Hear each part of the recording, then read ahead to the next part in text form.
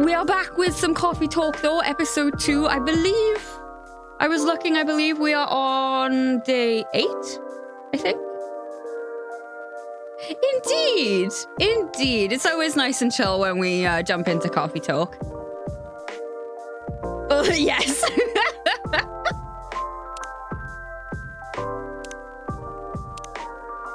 I do really enjoy these games. Also, Coffee Talk Tokyo is out in March, I believe. Yes, March 5th. Very excited for that. I will be February and March are going to be big months for games for me. We got Kiwami 3. Excuse me again. Sorry. Excuse me. Fatal Frame 2 remake.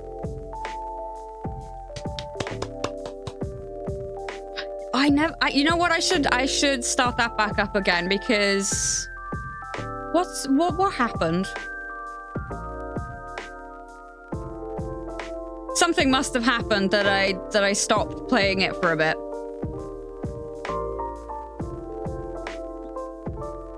Oh, it's your birthday on the 9th or the 8th? No, 10th. What day? What date? I can't do math. 10th, okay.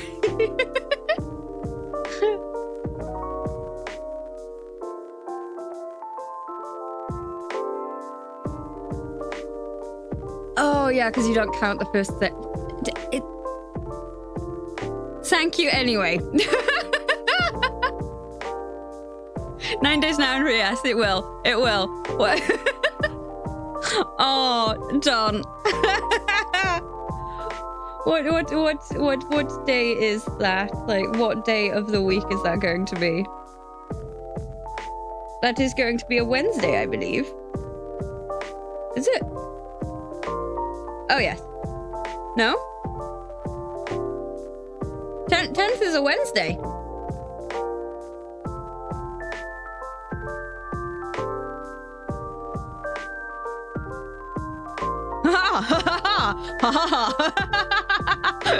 I got something right.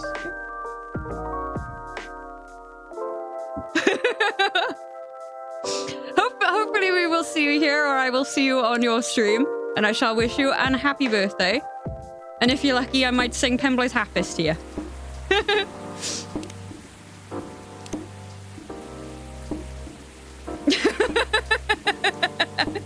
Getting ready with it.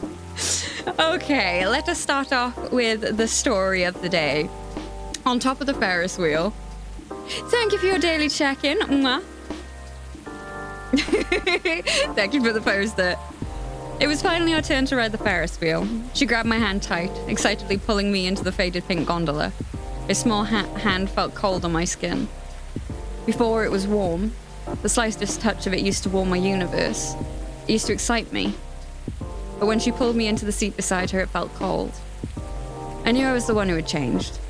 I was the one who could no longer feel her warmth. The Ferris wheel finally moved. She stared at the lake beside the wheel as we went upward slowly. I don't know. I want them to be. The Ferris wheel is amazing, right? I feel like it's taking us to a world separate from our own. A world for just the two of us, She began a conversation. I replied with a faint smile. Hey, pretty boy, want in on a secret? I love you. Her smile was so sincere. It was painful to receive those words. I didn't say anything. I couldn't say anything. She didn't wait for a reply. A long silence passed as she turned back to the scenery laid on the other side of the window. I knew she was hiding her face from me. The Ferris wheel was halfway to the top now, still climbing ever so slowly. I tried to find the words I wanted to say to her. What's the softest way to break someone's heart? We reached the top of the Ferris wheel when it stopped, like it was supposed to. For a moment, our time was frozen on the tip of the world. Hey, can we talk? Words finally found the courage to come out of my mouth. I know exactly what you want to say. You've been holding it in for months now, right? That same sincere smile. She should have kept that smile for someone who could love her as she loved me, not for someone who was about to break her heart. I'm sorry. A I thought I was ready for this, but I was just pretending. Silly, huh? It's not. It's my fault, I'm sorry. She tried to fake a laugh. Her eyes went wet behind her glasses, bedewed by her tears. You deserve someone better, not me. I'm sorry. Hey, can you pretend a little longer too? At least, not up here, please. I cursed the universe for letting her love the wrong person. I cursed myself for letting her love me. The Ferris wheel creaked softly, signaling its movement, this time downward. Oh, that one was sad. That one was very sad. Good evening.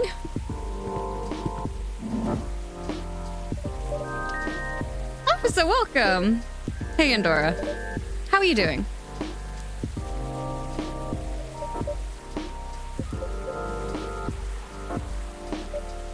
Officer? Oh.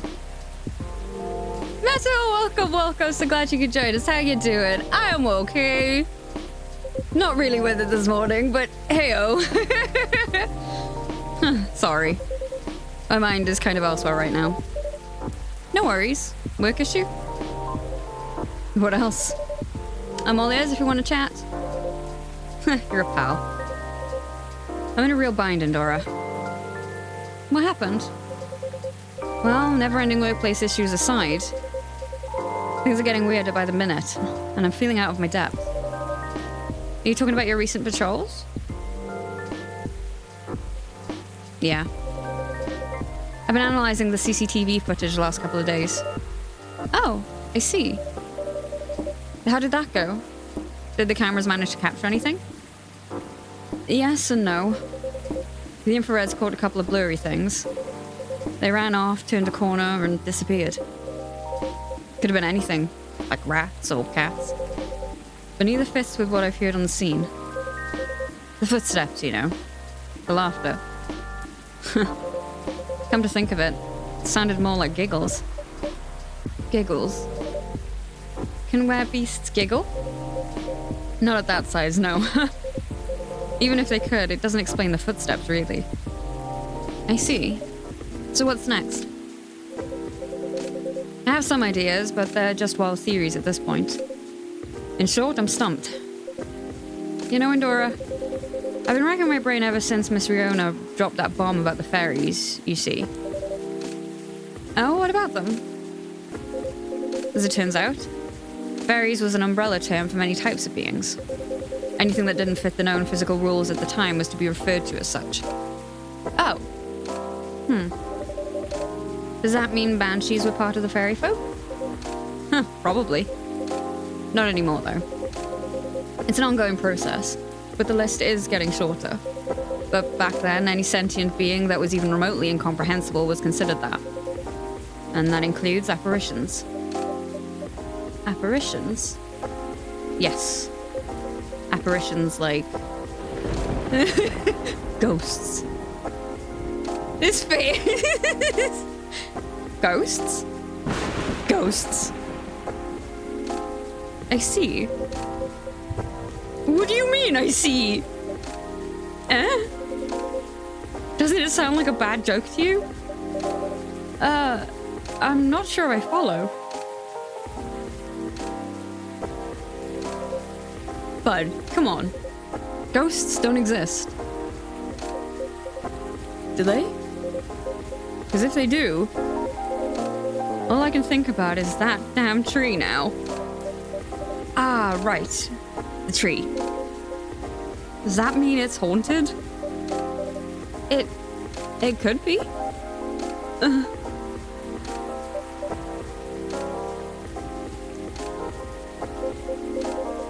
Don't get how you can be so calm about this. Well, why wouldn't I be? I mean, there have been all sorts of customers here. Some of them are so out of this world, even. Sometimes literally. Thank you for popping in, Metal. Always a pleasure. Take care of yourself, and I hope we see you again soon. Mwah. Like actual pillows, like the physical pillow.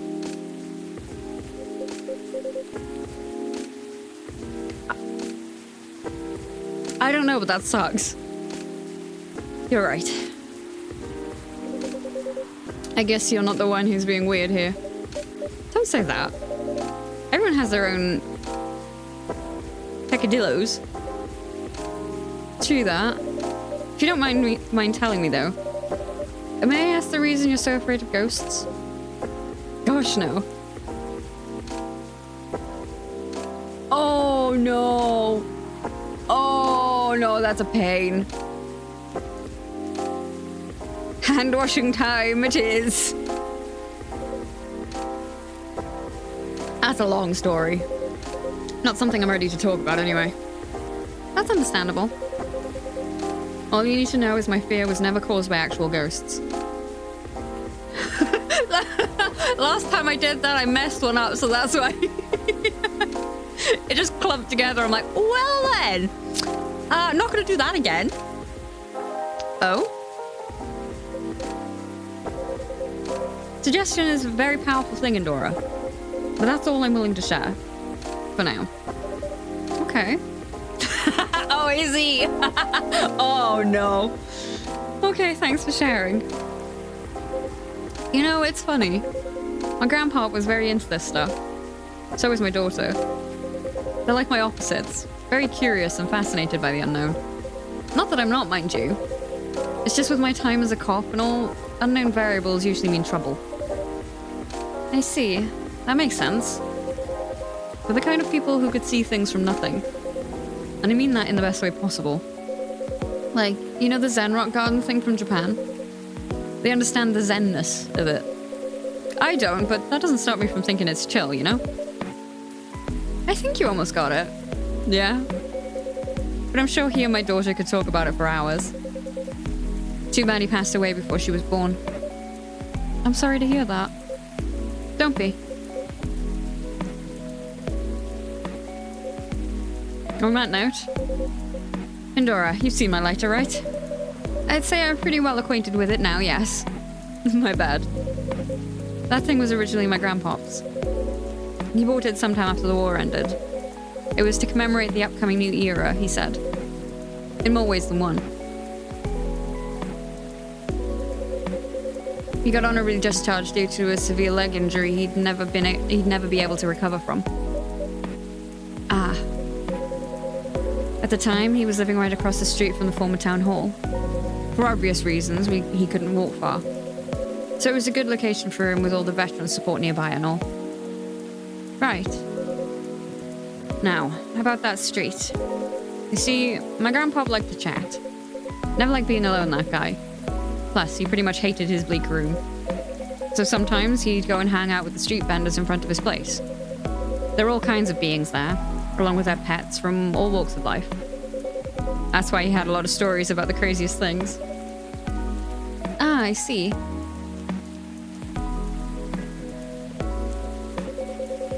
You see, the street's name just came to my mind last night.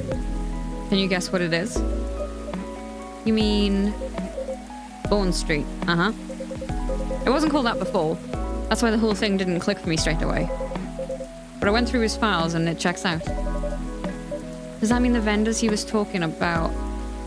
Bingo. And you know what? He bought the lighter there. Wow, what a coincidence.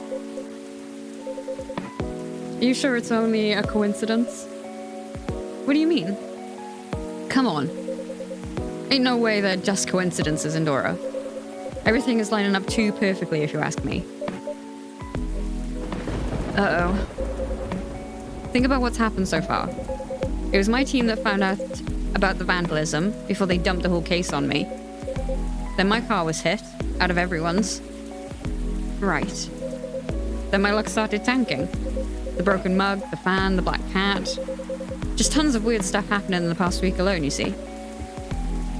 Right. Then one thing led to another, my team was chosen to lead the investigation. And tell me, who's in charge of the case? Me. Then there's the Banshee lady, your patron, with the information I wouldn't have thought of. The dead tree stuff, the fairy market, information I wouldn't even have remembered on my own. Right. And now we know why I kept on losing my lighter, right? How are they not connected? Tell me. if you list them all in order like that, I'm telling you, Endora, that place is calling for me. The case is made for me. But they really picked the wrong guy. I'm just real bad at dealing with spooks. They make me question everything I've ever known, you know? But I always thought you're pretty good at handling ambiguity, officer. Not when it comes to supernatural stuff. Because we don't know enough about what's real and what's not. What will they do? Will they hurt us? Do they bring bad luck? Good luck? What's the truth? Who knows? Maybe you should take a day off and catch up on your sleep. Huh? What's that? No, nothing. Now, another patron of mine suggested a documentary to watch. Yeah? The focus was on interesting drinks from around the world. You can find everything from the mundane to the extreme. From local comforts to really special stuff. And I kept thinking one particular drink might interest you. Oh? Is it something like a protection drink? It's made of coffee, honey, lemon, and a slew of other ingredients. Huh. Protection from what, though? From evil spirits and bad luck, I think. Maybe it'll help ease your mind a bit? Ah, gotcha. But Endora, even if the whole situation is, haunted, there shouldn't be any evil spirits. Right? I wouldn't know. But I might need your lighter. What for? Well, the drink needs to be lit up. I just think your lighter might give it that extra magic boost it needs. Compared to just using a regular flame, I mean.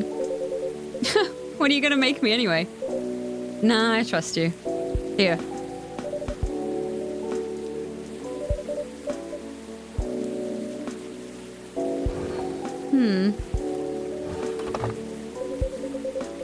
Okay, then maybe this magical drink you've learned, Endora.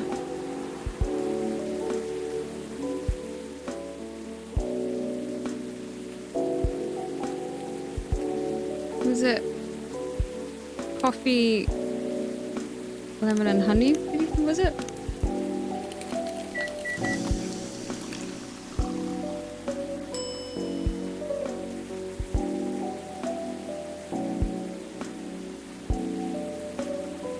No, that's not right, is it?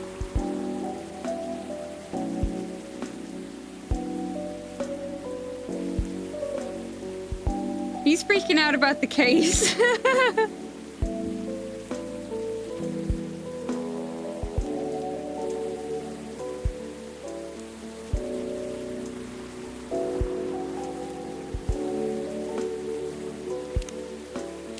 Maybe the other way around?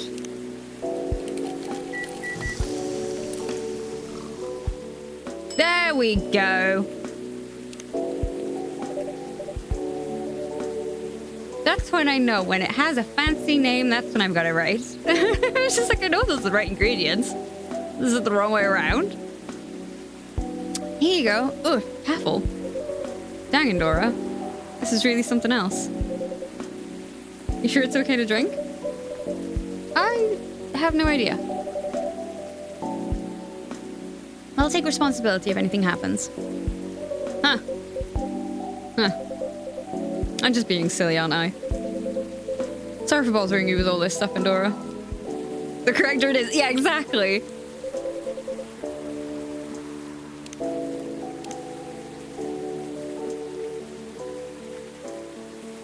Like, sometimes they don't have names, but most of the time, if it has a name, and not just, like, honey lemon coffee or whatever. I do like that one. It looks cool. You even made me this crazy drink to make me feel better. Don't say that. I'm always happy to help whoever I can. Thanks. Man. Or at least with crooks, you can actually deal directly with them, you know? Not the case with apparitions. Not with that attitude. Huh? Who are you? Everything can be caught with a little elbow grease.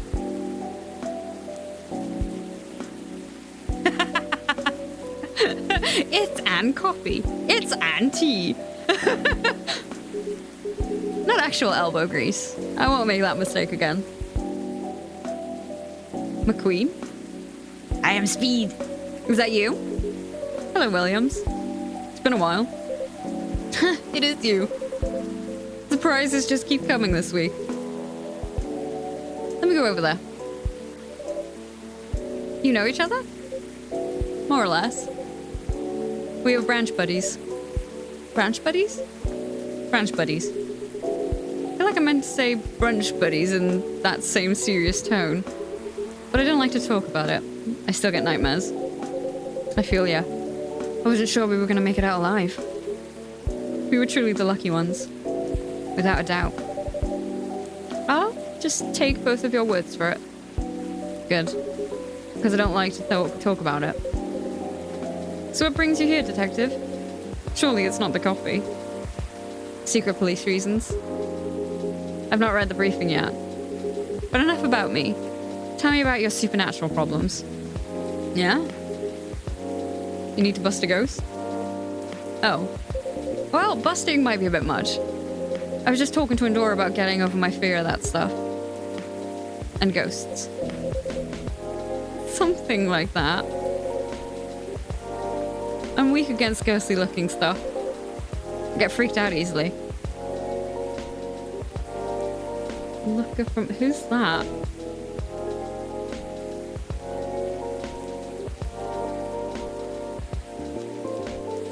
Oh! You know what? Yes!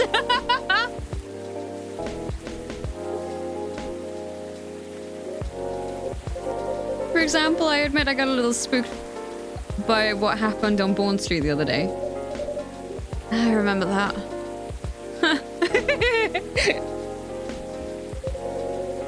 I know very well that unchecked fear leads to prejudice. That's why it's a no-no in my book. It even pains me to admit that out loud. Sometimes the toughest case to crack is ourselves. Other times it's ghosts. How do you do it, detective? Your cases, man. I'd have probably lost all my hair by now if I were you. I try not to think about it all that much. And when I do think about it, I think, who else will do it? Nobody, that's who. Yeah, that makes sense. You know, once you get over the dead part, they're just like you and me. Look, I remember this one case. We were investigating a haunted apartment. This lady, her husband had recently passed away, but wasn't moving on, if you get my drift. Real deadbeat, couldn't take a hint. Anyway, we had to go in and exercise the place, right? But the husband, he's caught wind and he's retreated into the basement. I won't get into the technicalities of it, but it's harder to get a ghost out of a basement or an attic. It's all about angles, really. I mean, I get it. That used to be his home. All his stuff is still there. It's hard, I get that. So I'm slowly going down the stairs to try and coax him out. Bam! Next minute, all this romantic music is playing and the whole place is lit by a spotlight. Basic sensory illusions, classic ghost tricks. Then, before I know what hit me, I'm sitting at this pottery wheel and he's behind me. Wait. Isn't this the plot of the 1990 film Ghost? Oh. Maybe? We had a movie night at work and I dozed off before it started. A story must have slipped into my subconscious. Riveting.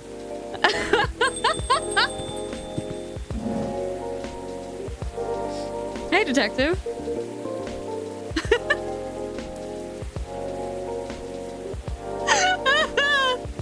Hey, people I don't know. Did you get your important errand sorted? I sure did. Dooley, I can see crumbs stuck to your face. That's just the rain. It's very ready rain. There's spilling all over your top.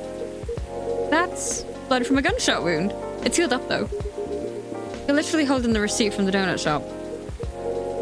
That's why they pay you the big bucks, detective. So what did I miss? We're talking about getting rid of Officer Williams's fear of ghosts. Hey. Ghosts? Yeah, you're afraid of them, right, Dooley? No idea. Never met one. We stopped a ghost riot. Ghosts aren't real. They don't need to be scared of them. Easy. There you go, I guess. Sorry, that wasn't much help. What you said, that they're just like us, that's a good thing to be reminded of. Exactly. They used to be alive just like us. As long as they don't try to eat / possess / violently murder you, you should be fine. Very reassuring. Just talk to them. Feel their culture. Listen to their issues and spectral whales. Treat them like any other person. See what's on the inside. Which should be easy since you can see through them. I thought you didn't believe in ghosts. It's best not to overthink anything he says. I certainly don't. Well, thanks for the advice. I think it'll help. Our pleasure. Now, Dooley, I think we should read that case briefing and find out why we're here. I already did. Oh? Turns out we were meant to arrest the person driving that taxi. Instead of taking it all the way to Seattle, yes. Why? The driver was a chupacabra. Ugh.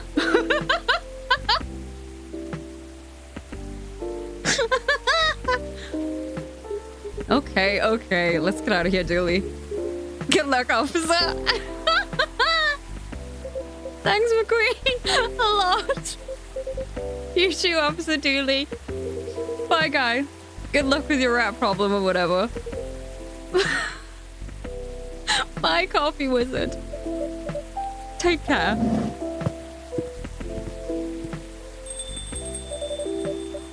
That was quite something.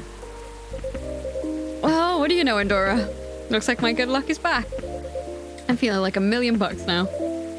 I'm very glad you do. Thanks anyway, Endora. I really did nothing much. Are you going to be okay? Okay enough to start thinking about what to do next. I'm done here for the night. You have a good evening, alright?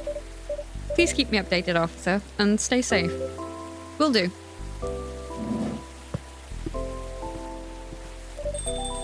Alright then. Maybe I'll go check the stock and...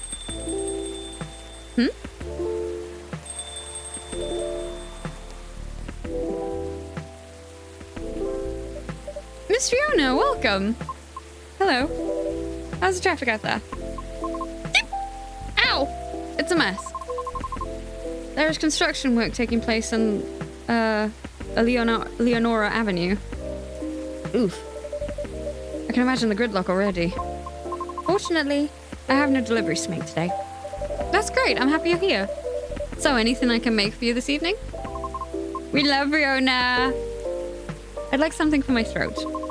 I would appreciate a cup of tea infused with some lemon and a touch of honey. Tea, lemon, honey.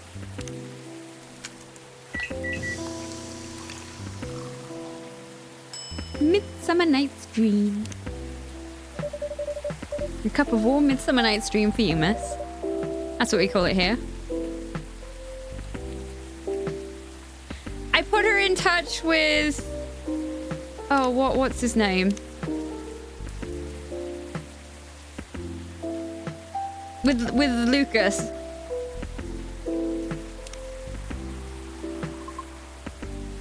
How whimsical.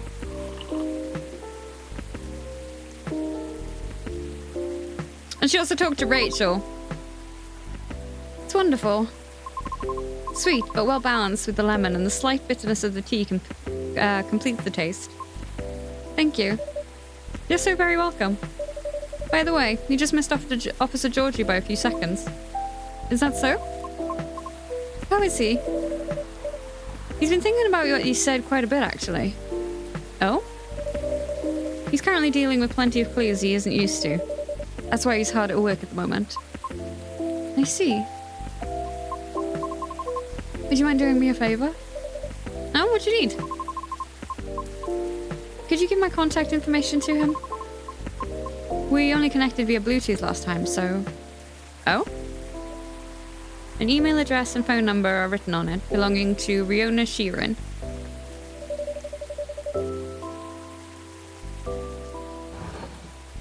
I forgot to give him his lighter back. Oh no! Oops. What I said a few days ago may have been a bit overwhelming. It is possible that I spoke more than was necessary. Or because I couldn't help but feel a pang of bitterness knowing what happened to the tree. That's entirely understandable, though. But it is not my intention to interfere with his work. As such, if he requires any assistance, please, do let me know. It is the least I could do, as I realize there would be plenty of difficulty obtaining information. Oh, I mean, because Officer George is a human. And we semi-physical beings have our own way of sharing information, as such. Ah, that!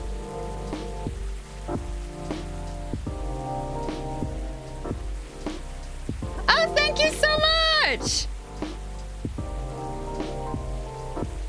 That shall get shipped to you as soon as I am able to, and in the next couple of days. Thank you ever so much. I understand what you mean. Okay. I just do not wish to incriminate anything or anyone. It's fine, I get it. I'm glad.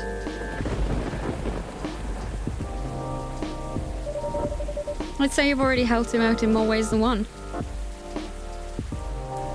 Aww! I shall have to put some stickers in there as a little birthday present for me.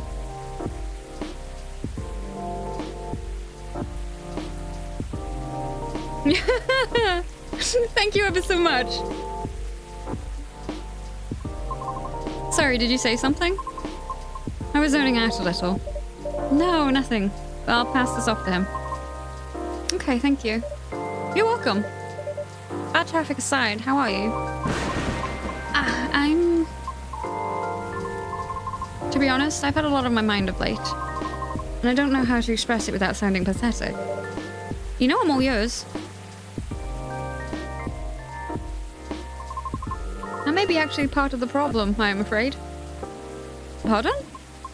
You know, I've held conversations with more individuals over the past week than I have in the past few years. Is that a good or a bad thing? It's troubling. Oh. I'm sorry about that. I don't mean it necessarily in a negative way. It's just... I used to believe that I had a settled life objective. But I've been doubting it lately. How come? I finally heard back from Miss Rachel yesterday.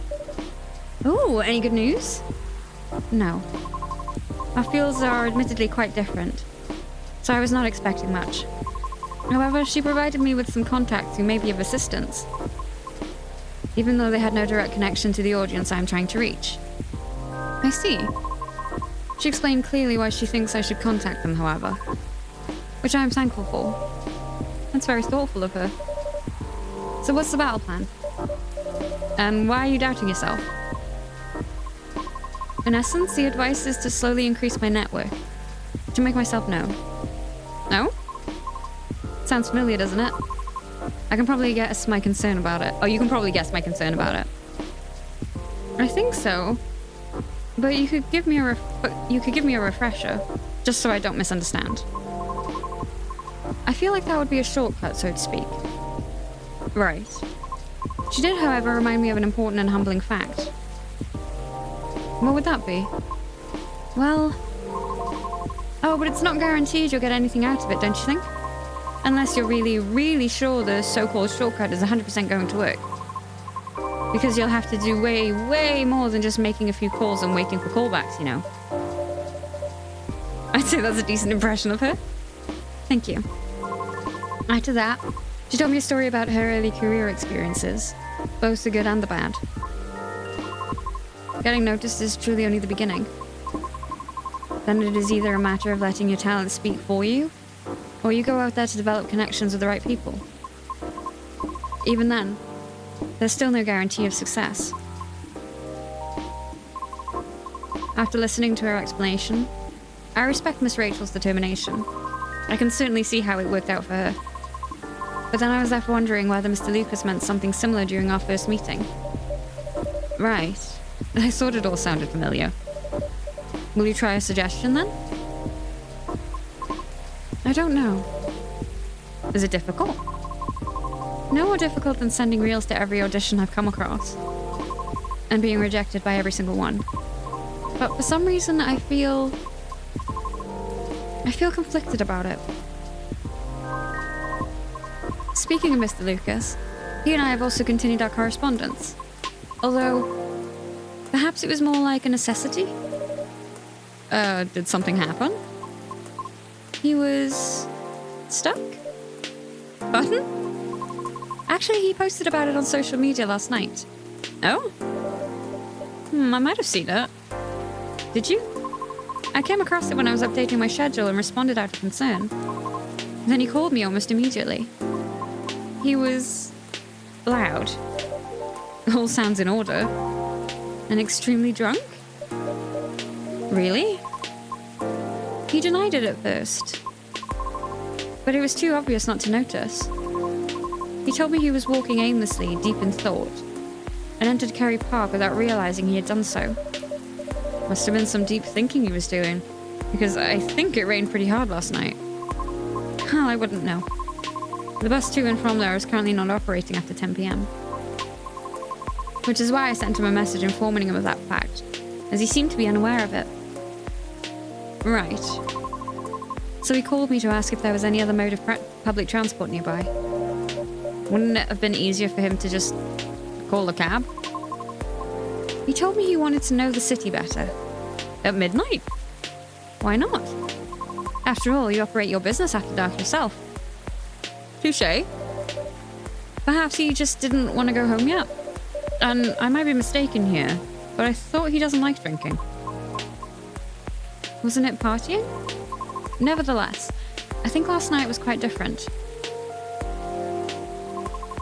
It appears he had dinner with his team, and he needed the extra courage in order to negotiate with them about his proposed new direction.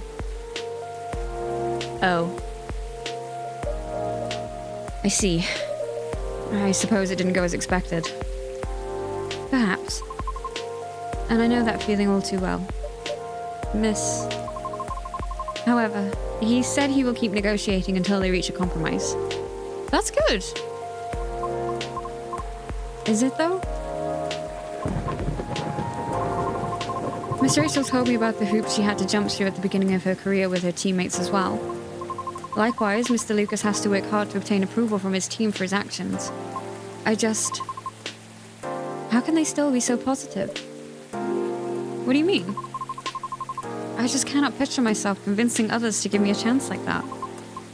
I almost wanted to ask, why do we have to be at the mercy of others in order to succeed or fail? Can't talent speak for itself? But if I truly believe that, with the number of rejections I have received so far, I should have stopped a long time ago, shouldn't I? We will! We will give her all the chances, Riona!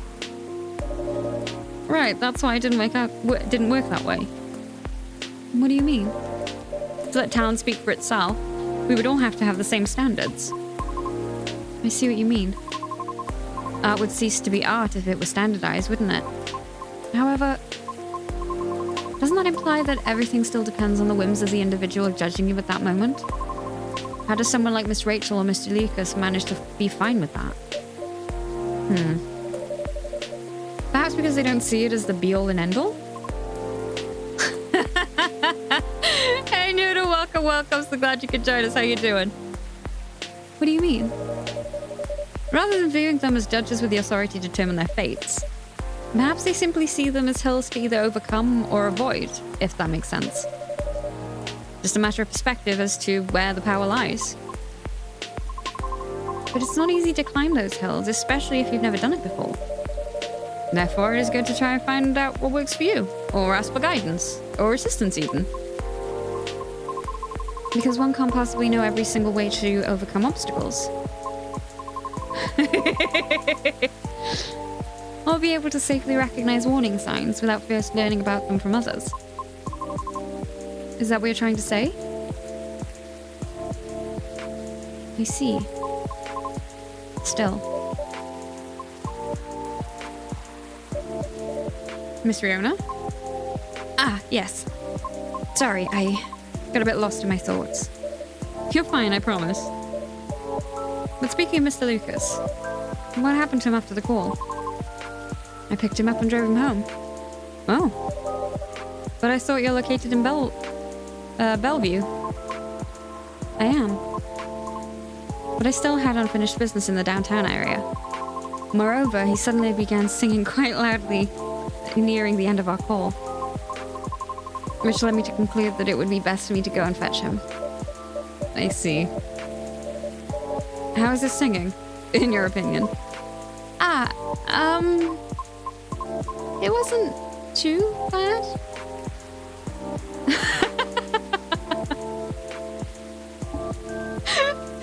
Well, thank you ever so much for hanging out with us. It's always appreciated. And thank you for your purchase of a lanyard. Thank you ever so much. Take care of yourself, and I hope we see you again soon. Mwah. Bye for now.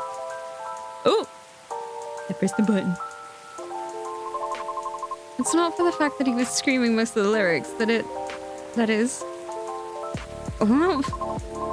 I said he was soaked when I arrived, so we had to take it off before getting into my car. Thankfully, the water did not completely soak through to his shirt, so he remained relatively dry. However, I still had to lay down the seat covers as the fur got rather wet. Ah. Hope he didn't get sick then. Aside from all that, was he okay? Considering the situation you mentioned earlier, I mean.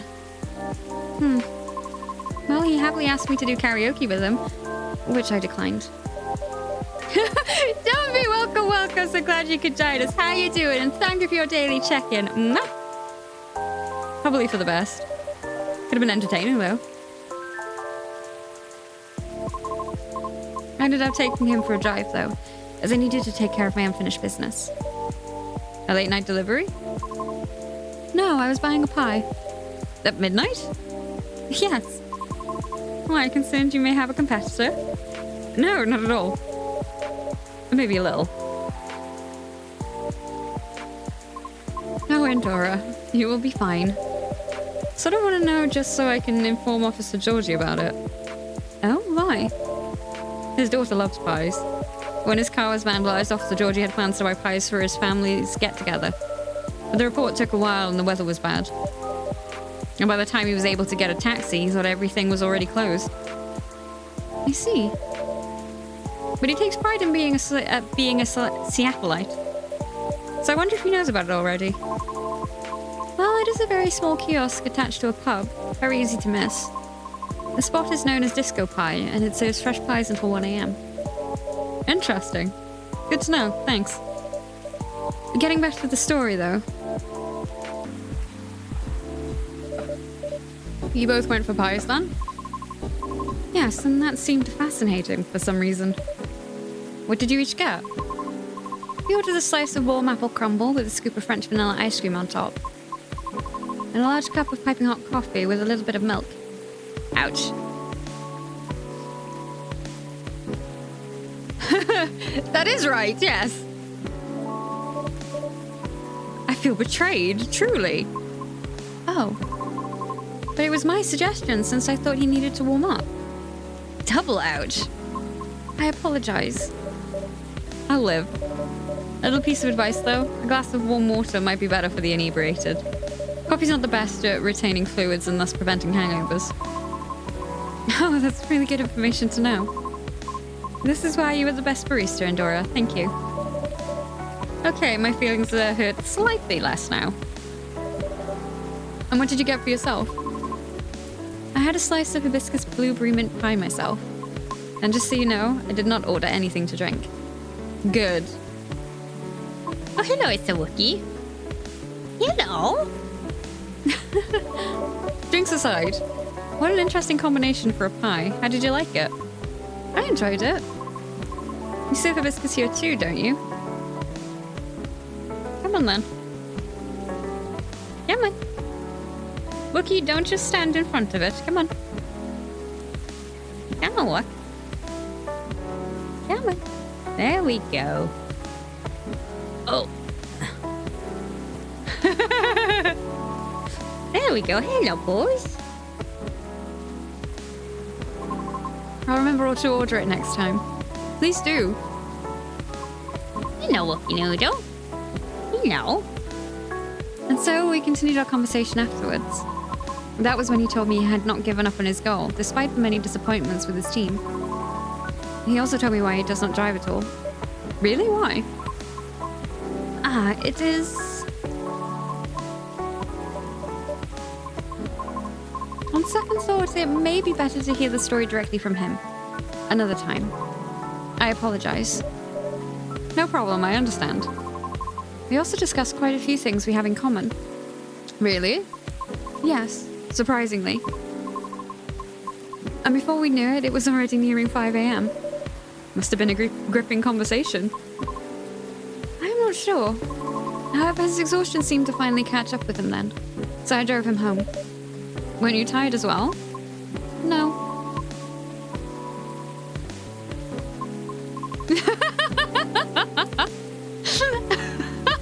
I should go now.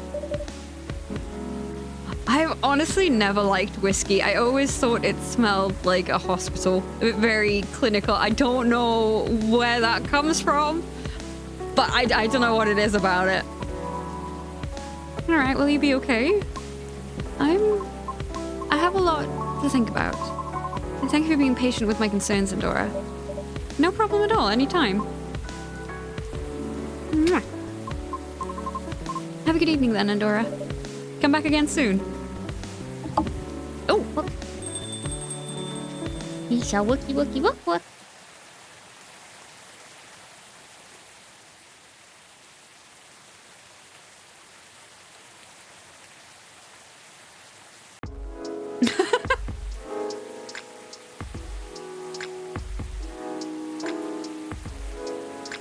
Friday, September 29th, 2023.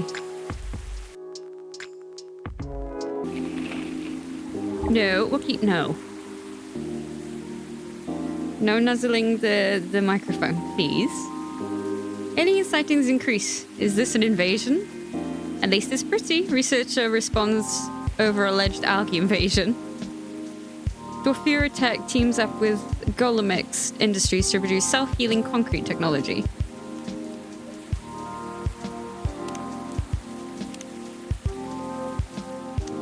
Sing your body electric. Sing your body for hiding the truth in them prancing. Like a perfect man they are, like a perfect woman they are, like a perfect person the world expected they are. Not themselves, they can't be. They're hidden inside the closet, beneath the sweater 4 sizes bigger your mum bought you when you were 5, hoping you'll grow into it somehow. Do those sweaters fit you now? Sing your body for dressing, and designers as they like. Fashion. Like Gucci for the insecurity. Chanel is your personal hell. Louis V hides your body. Like it's a casket. You hide what you considered ugly. Inside of Versace, Dior like you're not sure. If you're a boy or a girl or whatnot. Your body still asks you what you want inside those Armani pants. Yet sing your body for surviving. Fashion as they come wearing. Tight skirts like you're a woman. Black shirts like you're a man. Sweatshirts like you are neither. Dead or alive, padding inside bras to fill the gap in your chest, binding to feel like you have nothing. Weighing your shoulders, what you actually are. Is a person forever looking for a reason to stay alive? So when the devil asks for a dance, you look as good as you can. And sing your body for growing, out of their chains for giving. A mother's expectations, a father's disappointment, the owner of the body who keeps on.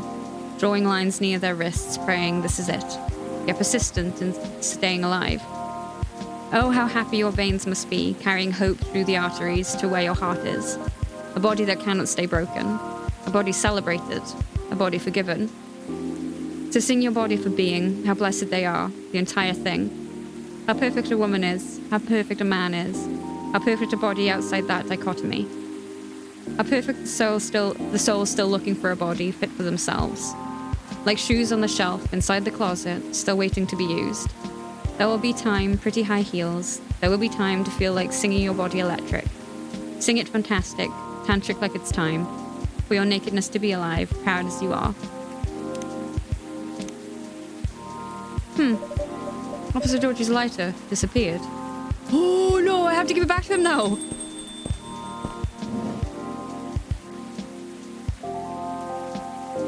Hiya.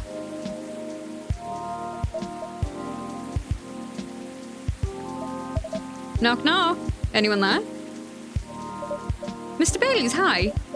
I'm sorry, I didn't hear you come in. How are you tonight? I'm alright.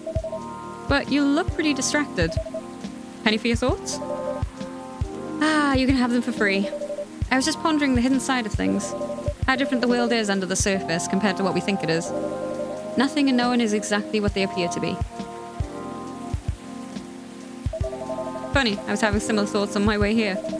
I guess now that we spend so much time on social media, people believe we can be summed up in a picture or a sentence. But it's not like that. It's not that easy to know someone. Even if that someone is yourself. Especially if that someone is yourself. Sounds like we agree on this. We sure do. And it's been on my mind a lot the past few days.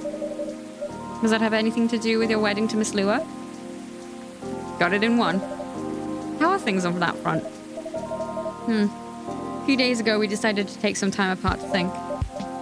That sounds ominous. No, I don't mean it like that. It wasn't a breakup or even a break. Phew. We've been through so much. There's no walking back on our relationship now. But sometimes you're so together that you lose sight of the big picture, you know? I think I see what you mean. So we decided to give each other a bit of space and figure out what we really want out of our wedding. And more importantly, out of our marriage. I see. Have you made any progress on that front? Did you want the short version or the long version? I'm always here for the full story.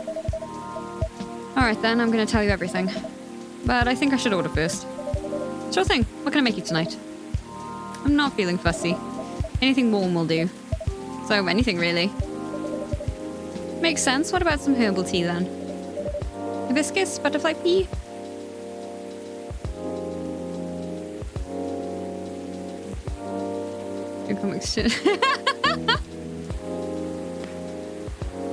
Oh, that makes more sense. Oh, okay. Butterfly pea or hibiscus. Oh, hibiscus sounds great. With milk and honey, please.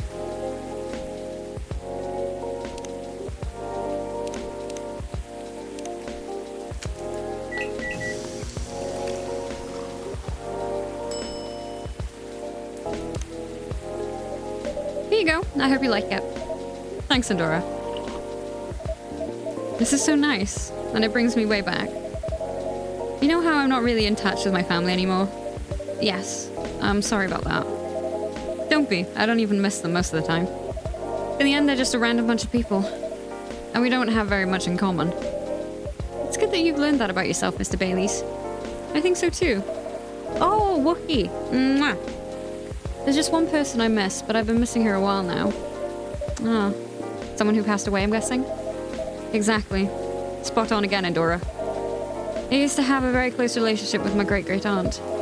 When I was little, my parents fought all the time. I still remember in my bones how that made me feel. The fear that one of them, or both of them, would walk away and abandon me. A bit ironic in hindsight, but then it was many years ago. Yes, it's quite normal for a little child to care about their parents, no matter who they are or how they behave. That's true. Anyway, I spent almost all my evenings curled up in the ball in my room.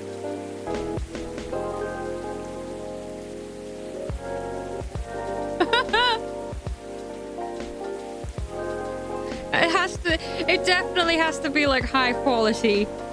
I do not like just like a tea bag of green tea, like a green tea bag. I don't know.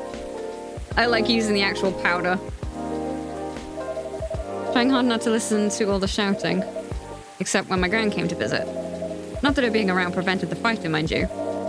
Elven high society is amazing at keeping up appearances, except in front of family. But she got how it made me feel.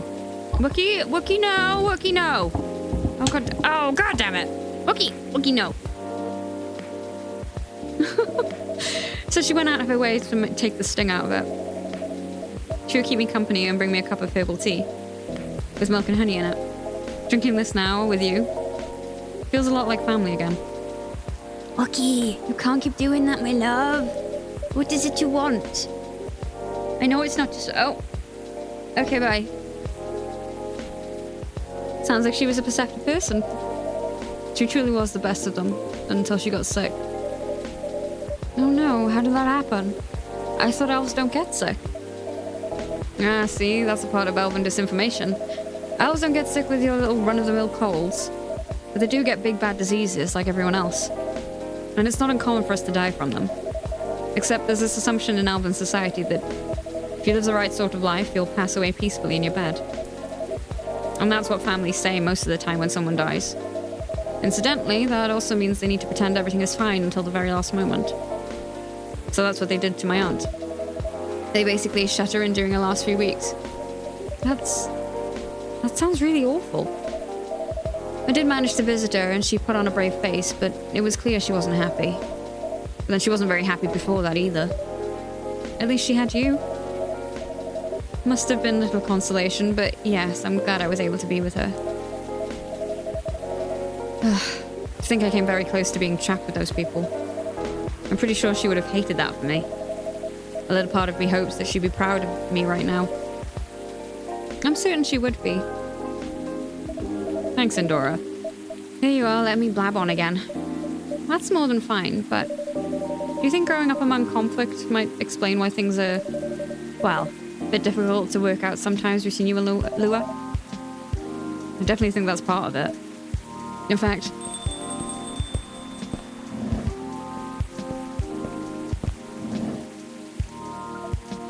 good evening. Hi, Endora. And hi. I don't think we've met before. I'm Silver. I'm Bailey. It's nice to meet you. And I'm guessing you're Amanda? We are, but you don't appear to be a hive. How did you... Lua told me she ran into you a week or so ago. Oh, the nice earthling we met on our first night here. That is a satisfactory explanation. And so are you her date? I'm a little more than that. I'm her fiancé. Truly? Fiancé is a successful outcome of dates, with a 0.13p probability. Congratulations on your excellent odds actualization. Thank you. Now, Cafe Offspring, we are wishing for a drink. Cafe Offspring? How did you acquire that new title?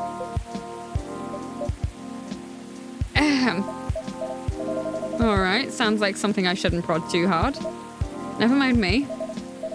You about to order, Amanda? We were. And what we wish for is a memorable party experience. Ah, I suspected something like that. Last visit in a while, huh? That is accurate. I take it you completed your research on Earth? Almost. We are quite satisfied with the outcomes of our missions. Interesting. That sounds like there's a story there. But first, tell me, what sort of experience are you after? We wish to have something we have never had before. It's time to get creative then. Yes, take care not to reuse any ingredient you might have served us in the past. I don't think I've given you tea.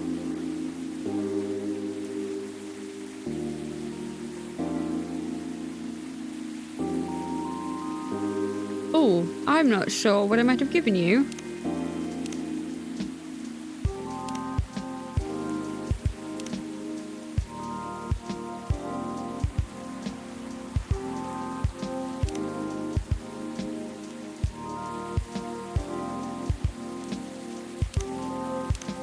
Okay.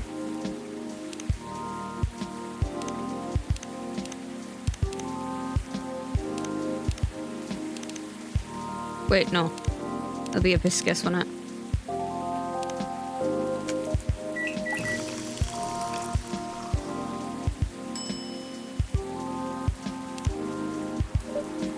Here you go. Hopefully this tastes new to you.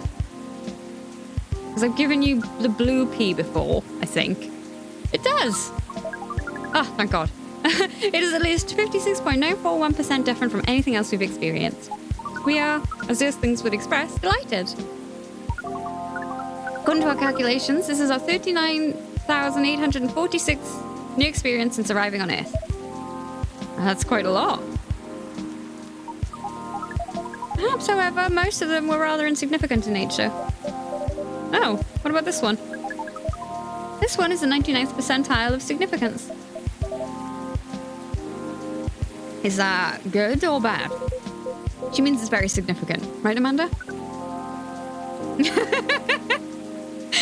Very much so. We enjoy this place and we will miss it.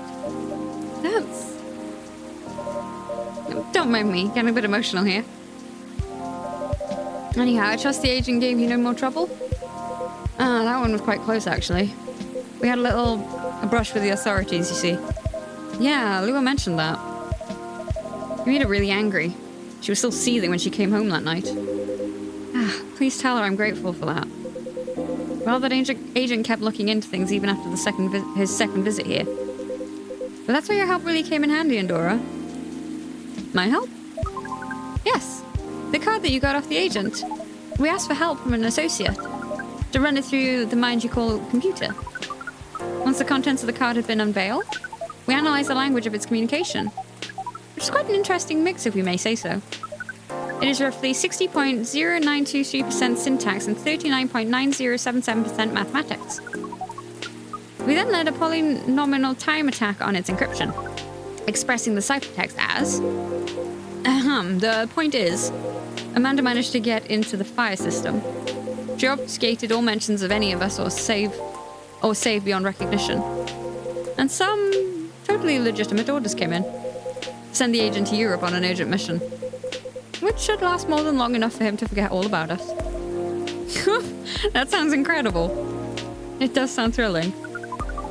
It was a very simple matter of applying hive knowledge. Be that as it may, that's great work, Amanda. We are pleased. Amanda's amazing. But let's not forget who got the card in the first place. You really helped us there, Endora, thank you. I'm very glad to hear that. I'm very relieved. Yes, we have thought on it for a while, and we have decided we do not care for that sort of excitement. Not if it makes our siblings so sad. You really gotten a hang of emotions now, haven't you, Amanda? Thank you, Offspring. If that is the case, we are content. That means our mission is well and truly accomplished. Did you come here specifically to pick up Earthling emotions? No, we came here for the purpose of general Earthling research. It appears to us now that emotions are one of its most interesting aspects. We will be submitting you call it academic paper. Uncontrolled stimuli and reflexive neural patterns. Deep level communication in hive versus non-hive species. Wow. That's how you know it's serious research. I don't even understand the title. Amanda always was the brains of the family. That wasn't your only mission though, Amanda, right? If you're leaving, does that mean... Yes. Pearl and I go out on a date.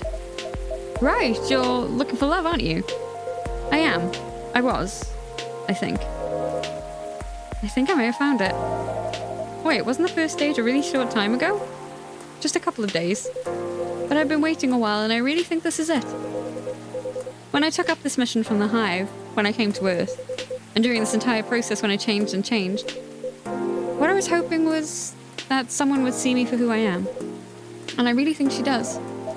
That's so great. But I'm curious. Doesn't being in a hive provide that experience of feeling seen?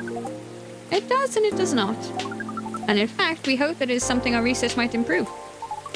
The hive sees thoughts and desires honestly, but it is not able to communicate the reasons for those desires. The emotions, as it were. We do not dwell on those, nor will we start to do so in excess. But it seems to us now that they may be worth conveying, at least to some extent. Yes, what Amanda said is a part of it. I was very unaware of my emotions when I first came to Earth, and I was really bad at communicating them clearly to others. In some ways, I still am. They will always be harder for me to grasp them than for most people. But when I started to understand them, I was both fascinated and scared. Which is not an uncommon experience, I think. It's really not. It requires a good deal of courage to look at your emotions honestly. It certainly requires some time, and even more time to find someone who can look at them with you. Not get scared and take them as they are. Someone who can see you clearly and kindly. It is a precious thing when that happens, huh? A rare and beautiful thing. Right? Has that been your experience with Lua? It definitely has. I almost forgot how much it mattered too. I'm lucky that I have good friends who reminded me of that. So does that mean you and Lua found some answers? Oh, the heck with it. I can't hold my tongue any longer. I'm sorry to interrupt your goodbyes, you guys, but... Endora, I'd like to officially invite you to a little surprise ceremony, which will take place 3 days hence. Wow, that's some answers indeed. Yeah. Taking a little time to think really cleared our heads. We had gotten bogged down in all the details, and in our own insecurities, to be honest. So we decided to make it simple again. No fuss, no massive expense, nothing like that. Just us and our closest family members. Whether we got them at birth or chose them ourselves. I am very touched, Mr. Baileys. Ah, come on, Endora. You know you mean a lot to the two of us, as does this place. Speaking of which, I also have Hyde's invitation here. A special invitation card for a certain someone.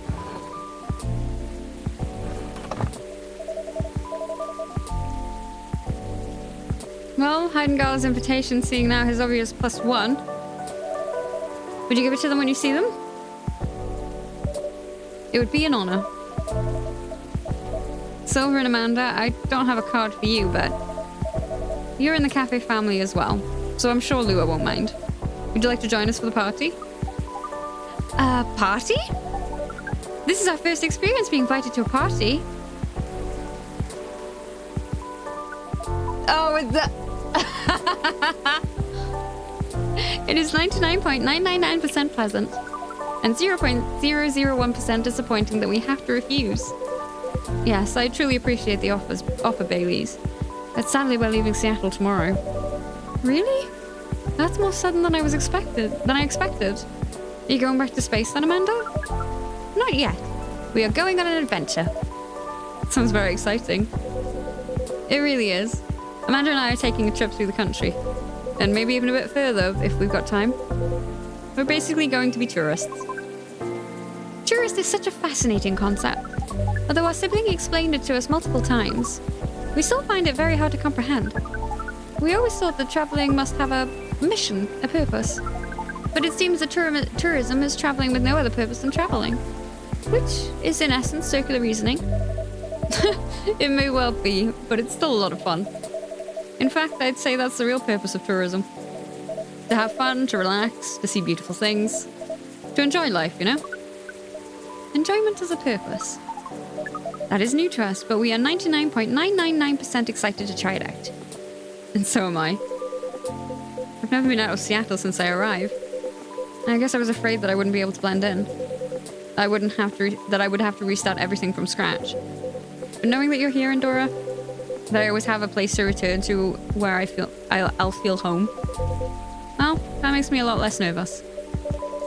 I'm very happy to hear that.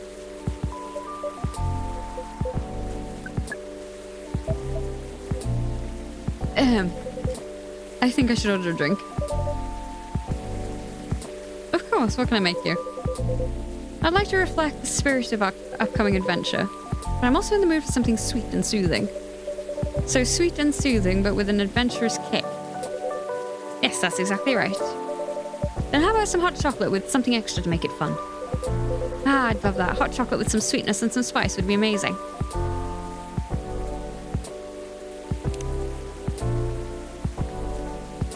Indeed, it is. There's some sweetness and spice.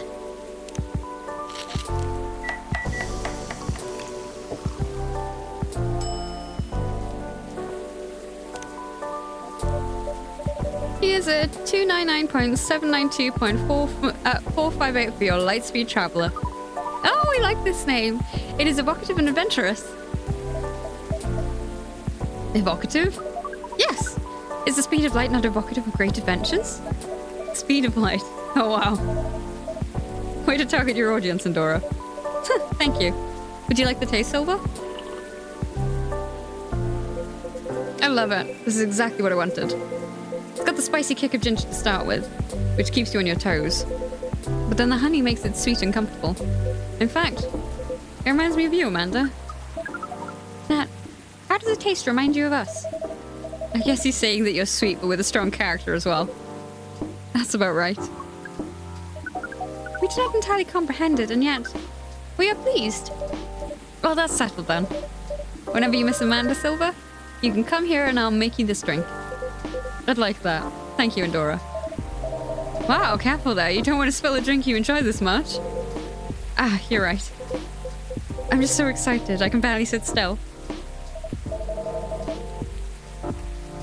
No, Seattle. I can imagine.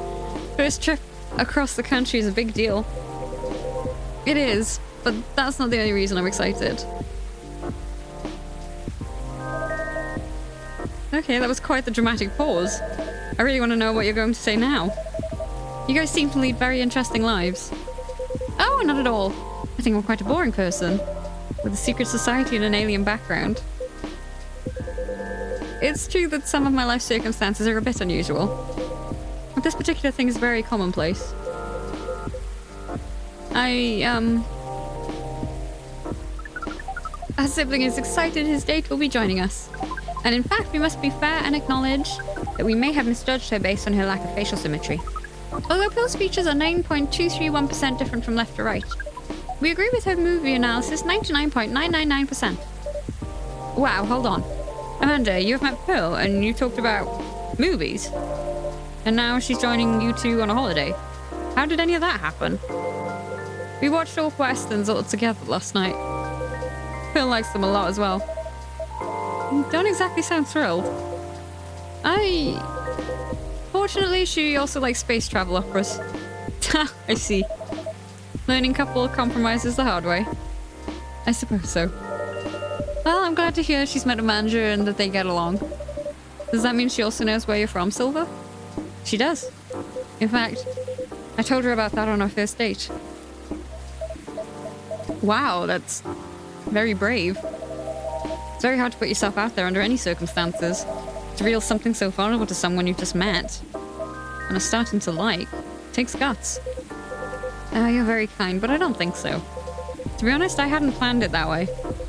Although I have always felt safe here with all the regulars, I know that not everyone would be open-minded about me. And so I wasn't sure I'd say anything to Pill that night. But as we were talking, I was so happy to learn more about her, about who she is. And I realized that I didn't want her to have an incomplete picture of me. My past is a part of me. If my goal is to find someone who sees me for who I am, then she needs to know about that too. But in the end, that was the right decision.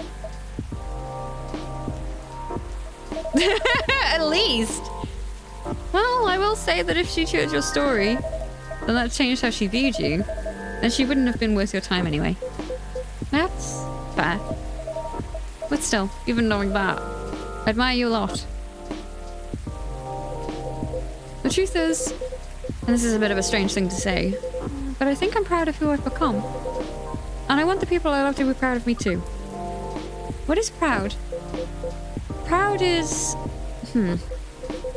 For yourself, I think it's when you start to be satisfied with what you're achieving. Especially if you have to fight to get there. And for others, it's when you think of someone you care about. Consider who they are and the way they're acting. And it just fills you with joy. Ah, we see. Then we are definitely proud of you.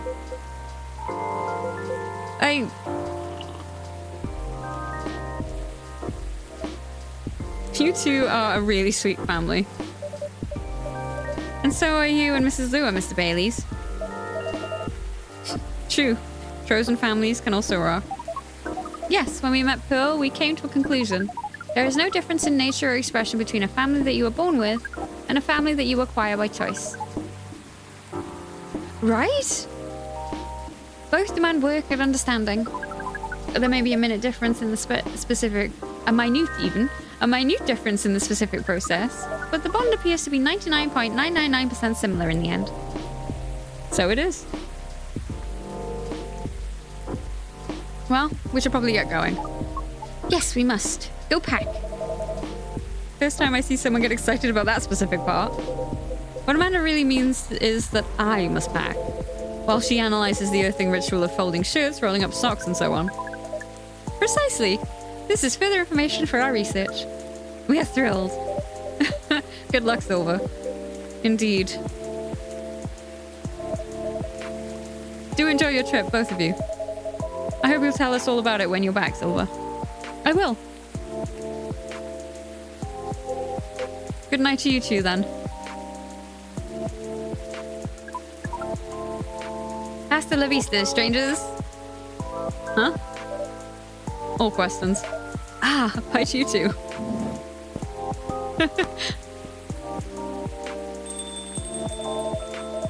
It's never a dull moment in your cafe, Andorra. I try. Speaking of which, would you like to hold some party or after party for your wedding here? I know it's not a very large space, but perhaps whether we'd like it? We'd love it. Honestly, I didn't want to impose, but there's no place that could be a better fit. And I don't mind that it's not very large. It's going to be a small, cozy wedding. So this is perfect. It's settled then. Ah, Lua's going to be over the moon when I tell her. In fact, I'm going to go and tell her now. That's a very exciting prospect. It really is. Thanks again, Andorra. You're like a guardian angel for us. And on that note, I'm off. Good night.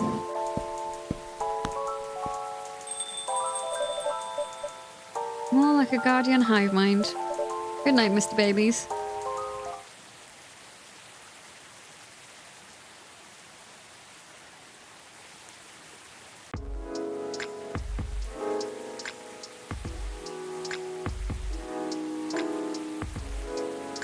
Saturday, September 30th, 2023.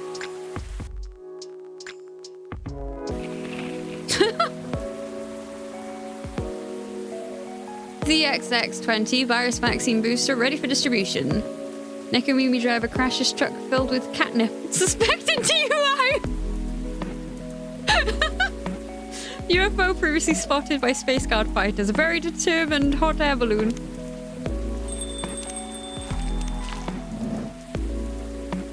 Whatever soul...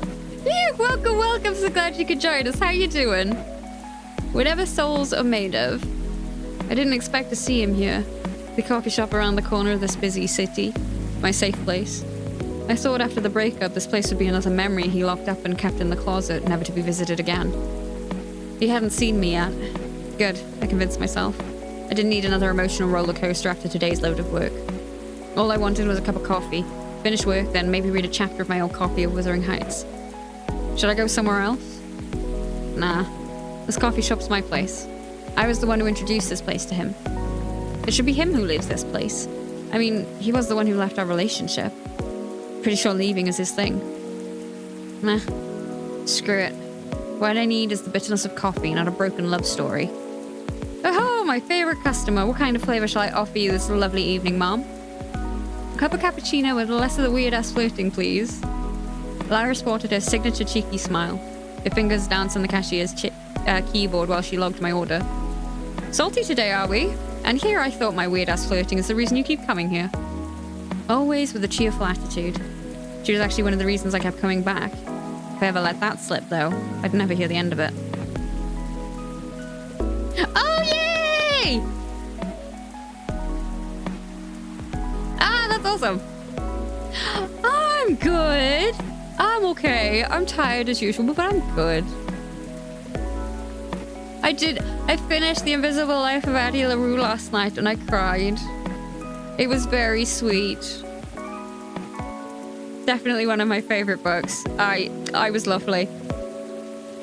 The pretty barista was dosing the coffee as she studied me in my restless space. Thank you so much again for those, by the way. I really, really appreciate it. Oh, I need to rearrange myself. My back's going. Ugh! Sorry. Right. Hey, are you meeting him? He's been here for a while, you know. I watched her tamping the porter filter as I collected myself after that question. I'm not. I didn't even know he'd be here. We don't talk much nowadays. Should I kick him out? I have the power to do so if you want. Oh! Oh, you know what? Twitch chat has been bugging out the past couple of days. I can see them though. And they appear to be coming up on the thing over there, the chat over there. Nah, it's fine, but I could use more of this supported Lyra in the future. Keep this attitude for me from now on, okay? My banter felt thin. Nervous? Maybe. But why would I be? We're over, end of story. Well, good luck, girl. Lyra imparted me her sincere smile as I left the counter to go to my table. I sipped my cappuccino as I switched my gaze between my laptop and the shop's decor. Wuthering Heights laid there, my bookmarks sticking out near the book's spine. You remember? You read this book in one night so we could talk about it with you. Thought came dancing unannounced. After a while, he finally made his move as he approached my table. Can I? He asked, his hand on the chair in front of me. I stared at his eyes for 2 seconds before I answered with a shrug. So, how are you? He began, letting silence pass beforehand. Better than ever. Busy as ever. My eyes laser focused on my screen. Don't look at him. Do not look at him. That is so... you. Well, sorry for trying to survive in this world. Pretty sure he was taken aback by my cold retort. Duh, I didn't need to see him now. Go away. Sorry to come here to your safe place. Just wanted to check on you. Just wanted to see if you're okay. Of course he knew this was my safe place. I was an open book to him. Always had been. Well, I'm as good as any broken-hearted office lady could be, so job's well done, pretty boy. Shit. Old habit came back to me. You're still angry with me. That wasn't a question. A full-point sentence observation. You know what? I was, but shit happened, and maybe we were just not meant to be, and that's that. I could live my life fine without you before, and I can certainly live my life now. Another silence as we stared at each other. Sorry, work. Something else came up demanding to be taken care of. Thank you so much for the head pat. I steeled myself and gave him my best cold stare. I wasn't going to show him how broken he had made me. This girl was ready to take on the world, and a sad love story would not be her downfall. You know, I think we were meant to be, just not meant to last. I was pretty good at reading his emotions by his eyes alone. Those eyes used to mean the world to me anyway. And yet, they're a stranger's eyes now. You and your pretty words, boy. I felt so messy. What was I supposed to say to all that? I wasn't sure. Was I angry? Should I just yell at him and storm out? Was I sad? Was I hoping that this could be a chance to reopen that already closed chapter? I wasn't sure. This just felt like a mess. He looked at my copy of Wuthering Heights. Whatever us souls are made of, yours and mine are made the same. Maybe we should have known that that isn't a good thing, just like how that book goes. I couldn't help but give him a smile, albeit not a happy one. Of course, a part of me wished that this could be a chance to rebuild the burnt bridges. Wouldn't it be nice to have him back in my apartment, like we used to? There's still a part of the world we haven't visited together, isn't there? Oh my god, I bet! Freedom! Well, this story is finished. No use thinking about it now. It's over. That's what you want, right? He said that and sat there silent, his stranger's eyes on me. Just because our story ended like this doesn't mean we're not the best thing ever happened to me, you know? Huh, of course I know that, I replied, trying to be as coy as I could. One wrong word and I just knew my tear ducts couldn't hold it anymore. What's with this messed up situation? Did we think this would happen when we promised to be with each other? Whatever our souls are made of, his and mine are made the same. We promised to never haunt each other, didn't we? Hello, Miss Aqua. Hi, Endora. How are you? Good, as usual. How about you? Honestly, lots of things have happened. Can I order something first, though? Of course. What would you like? Could you make me a cup of chai? It would be tea, ginger, and cinnamon.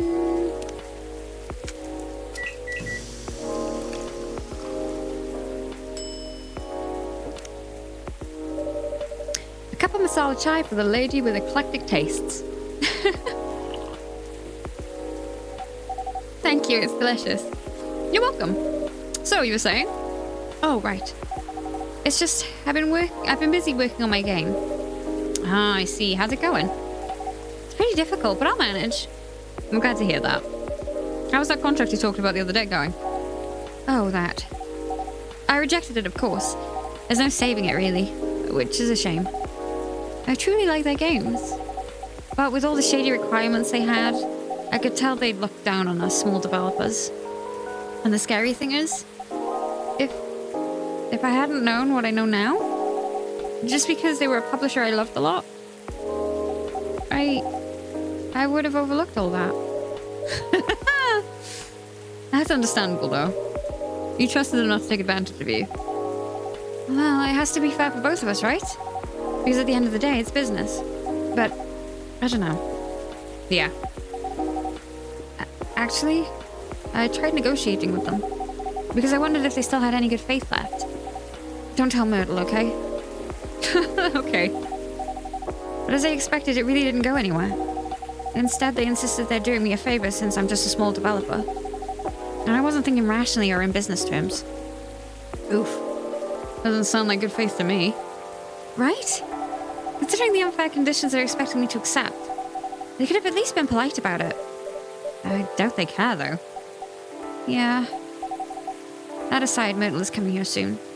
Great! So you two made up already? Yes. We apologized to each other. Nice. I know I was probably being a little confusing. I didn't explain the context I applied to the situation very well. But she made it clear that she understood why I was so anxious, and she apologized for assuming.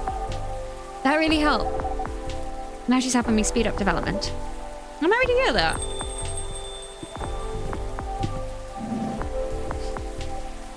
Hey. Hi, Myrtle. We were just talking about you. Okay. Nothing too terrible, I hope. Don't worry, only all the good stuff. Anyway, sorry, Endora, I won't be ordering today. Why? We don't have time. We're going to the expo sale, right? Oh, you're right. Expo sale? Why do new parts for my PC? It's been a bit slow lately. A bit? She's joking, it's pretty much in its death throes. If we're going, we're building you a whole new setup. What? You just want parts, I can always give you mine. But at this point, I'm not sure it'll be any help at all, to be honest with you. Yeah. No, you're right. It's time to move forward with the productivity. I've been putting off upgrading things for a while now. So it really is time for a better setup. That's the spirit. Go big or go home. Sorry, Endora. Seems like we have to go now. Thanks for the drink. I'll see you later. Yeah, take care. Safe trip and good luck.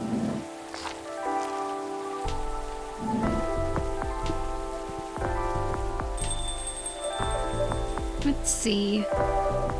I guess I'll go over today's checklist. Entry! Hello! Well, hello, gentlemen. Hey, Endora. Endora! Nice to see you here, Henry. How goes it? Good, good, good. So you're doing good too? As usual? What you want to drink, Henry? It's on me. No, that won't do. Well, let's talk about bills later. So what will it be? You first. You sure? Okie dokie. I'll have one STMJ, please.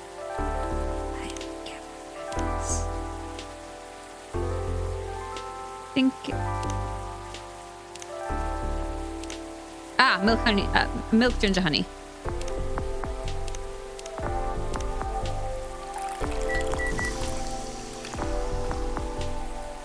Ugh.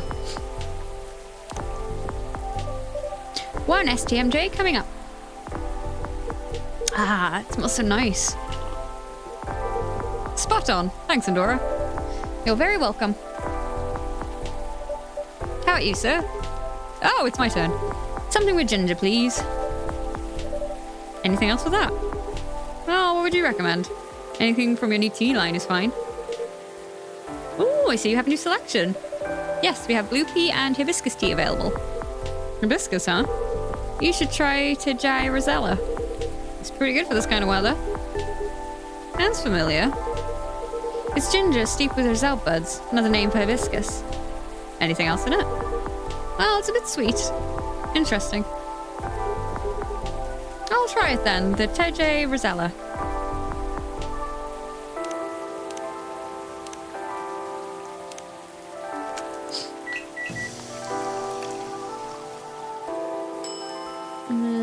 give you the invite. Yeah, that's the owner's card that I need to give to Georgie. What's this? Oh, it's Bailey's and Lua's wedding invitation. Really? For Hyde. Oh. The date is really soon. Could you pass it along to him since I'm not sure when he'll be here? Okay, sure. Thank you. A piping hot. Spell it again. A piping cup of Tejahe Rosella for you. How do you pronounce that? Because I keep forgetting to have a look.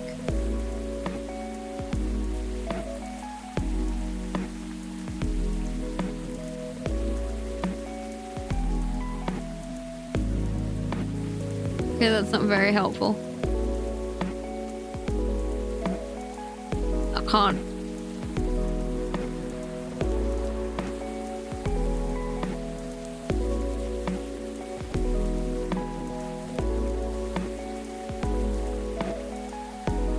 No, I know how to say Rosella. Okay, fine. Thanks.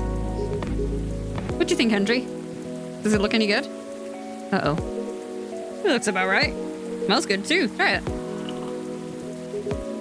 Yep, it's good. Glad I passed your impromptu test.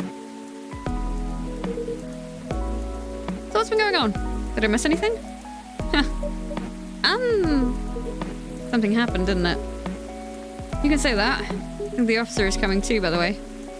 Alright. As for me, I'm just glad my fury is over. Are you okay, though? I'm fine, as you can see. How are you managing, Henry? Did you get your checkup? I did. Rachel pestered me to get it done all week, so I had to do it. Good. There's no doubt I need to slow down. I can feel it in my bones. Time is a harsh mistress, as they say. Ain't that the truth? But I don't think you get to complain, though. Why not? You know my body isn't what it used to be anymore. Oh? I mean, compared to my prime. 50 years ago. I'm kidding. Truth is, my body doesn't hold up well when I'm transforming anymore. Oh, is that so? Yep. The soreness doesn't go away as quick as it used to. It's harder to get up in the morning after all that. Like today. I know the feeling all too well. Especially in this kind of weather. Oh? It's like my body knows if the storm's gonna get worse. No weather focus can match the accuracy of my joints. Well, lucky for you, ginger is great for sore muscles. Does that count if it's pickled ginger? Because I could eat pickled ginger by the bucket. I love that stuff. But weirdly, not the biggest fan of ginger tea. I'm curious now. Yeah. And then maybe if I paired it with something else. Hey folks. The man of the hour.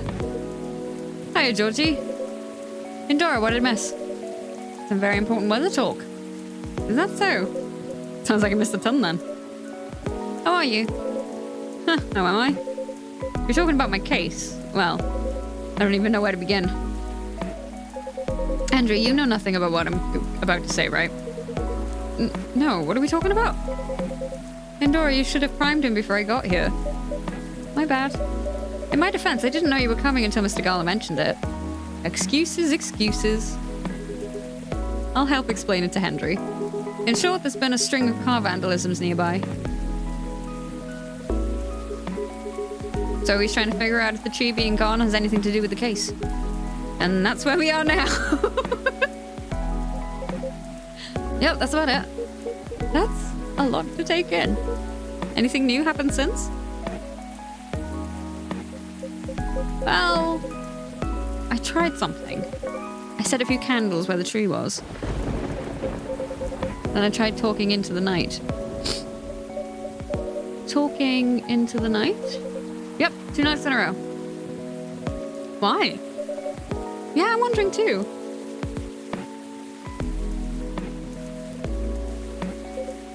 Come on, Indora, you know why. You don't get to play dumb with me. No, honestly, I have no idea. If you explain it, maybe I'll remember? Well then. Just the other day, Andorra here gave me a fiery drink. It's supposedly magical or something. Because I've been having a hard time dealing with my findings and such. As you know, I don't do well with ghosts and stuff. Still kind of surprised you're truly afraid of ghosts. Aren't we all? Well, to me, people are way scarier. Fair point. Anyway, as I complained to Medora about these terrifying ghostly possibilities, just so happened that my detective buddy and his partner were here as well. He understood I was just scared stupid of ghosts. So he advised me to treat them like how I treat everyone else. After all, they're the same as us. Except they're see-through. Right, I remember that. Huh. Well, I trust the guys. He and his partner have been solving ghost crimes for a while. More than I ever did, obviously. Right, ghost crimes. So I talked away. I talked alone there 2 nights in a row. I explained why the tree was removed by the city and how I'm sorry it's gone. Especially knowing what it was. Nothing happened, of course. So I kept on talking. About being swamped with work because my colleagues were quitting the force. Between you and me, though, if it weren't for the extra workload, I'd say it's a good thing. No love for your colleagues? Hell, I don't even like myself. Anyway, I went off a rant about wanting more time off, but also not knowing what to do with it. Because all I do is veg out on the couch. To emotionally numb myself from feeling trapped by all the regrets I have over the decisions I've made in my life that have led me and my family here. What? What? Just saying I ranted a lot. I even talked about how I wanted to make up with my daughter. What? What about your daughter? And how I secretly eat ice cream even though I'm lactose intolerant. What? What? So, your no milk policy all these years? Just kidding, Andorra. Or am I? I honestly don't know anymore. Okay, moving on. I started talking about my late grandpop as well. Like how he used to live around there and all that. He did? Yep. Anyhow, I yapped for a long ass time and was starting to feel ridiculous. Then I started to whine about how weird it was to talk alone. How I wished I had someone to talk to. And what do you know? They actually showed up. They did? Last night. I think they felt sorry for me. I would too, to be honest with you. Thanks, gentlemen. Thanks.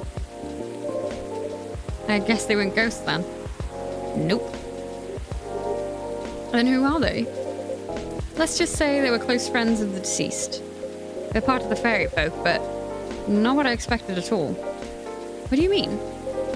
Well, I certainly didn't expect them to be so close to me. Huh? Literally.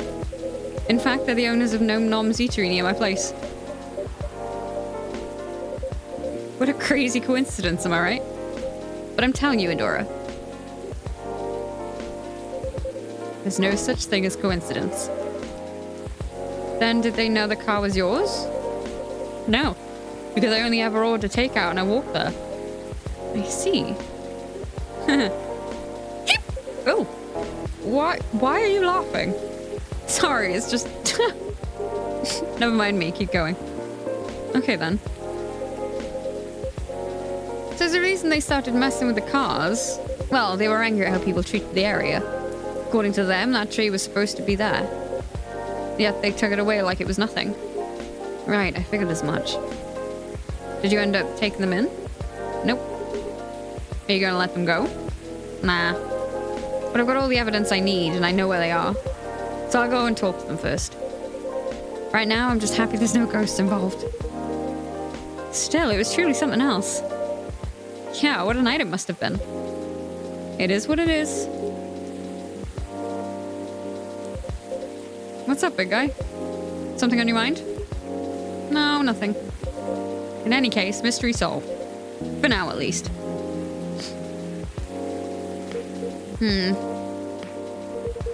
Oh no, I think I have to go now.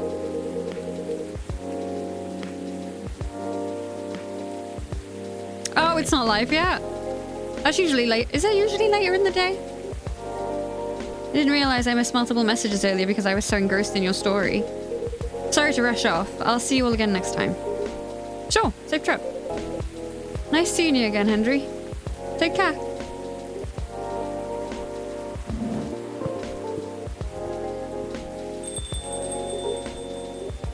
Let me move over there. You know, all that talking made me thirsty. You want anything? I'm good. Then one espresso for me, please.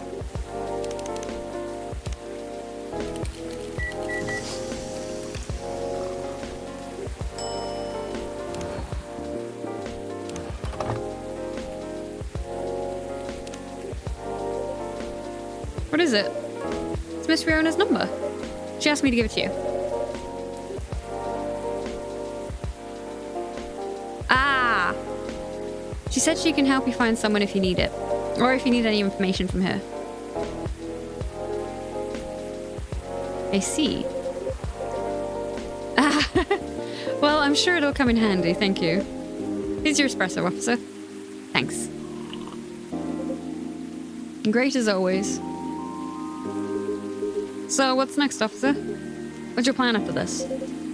Other than talking to him? I guess I'll focus on the rumors. Word is going around that cars are being messed up there. That's kind of expected though, isn't it? There's no point in adding to citizens' worries when the case is pretty much over. And I don't want bad press to paint over the area's history. You're right. There's nothing like rumors. Without being stopped, they'll just spiral out of control. Time to leave, I guess. Duty calls? Something like that. I suppose I'll do the same. It's quite late after all. Thanks for listening to us, Endora. The old men ramble. The pleasure is all mine. Well, take care and see you later, yeah? Have a good night, Endora. Safe trip, you two.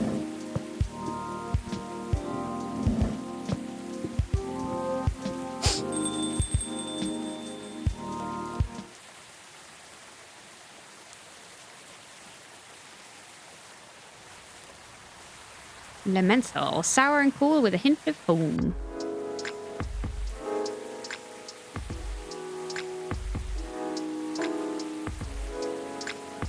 Sunday, October 1st, 2023. Vegan food on the rise. Gnome diet popular amongst young adults. Box office movie High Weapon hits astonishing $2 billion worldwide. What Generation Z really want? An independent survey. Galatea, Part 1. She was supposed to be just a character in my stories. Everything about her was supposed to be in my control. How she fell in love on the rooftop of her apartment, the way she danced on the Magpie Bridge, Ferris wheel. All of her was the result of my creative decision. She was just strings of words formed into stories, written by the tip of my pen. My creation. And a creator wasn't supposed to fall in love with his creation. Yet, along with the ink spilled into words on my notes, her presence has become more and more vivid in my world. The jet-black waterfall of her hair, her eyes, a colour that'd make autumn jealous, framed perfectly by her round amber glasses. The cupid's bow of her smile, and the angelic tones that come out of those lips. The constellation of her neckline, her shape. She stepped into my reality, further and further with each word scribbled on my papers.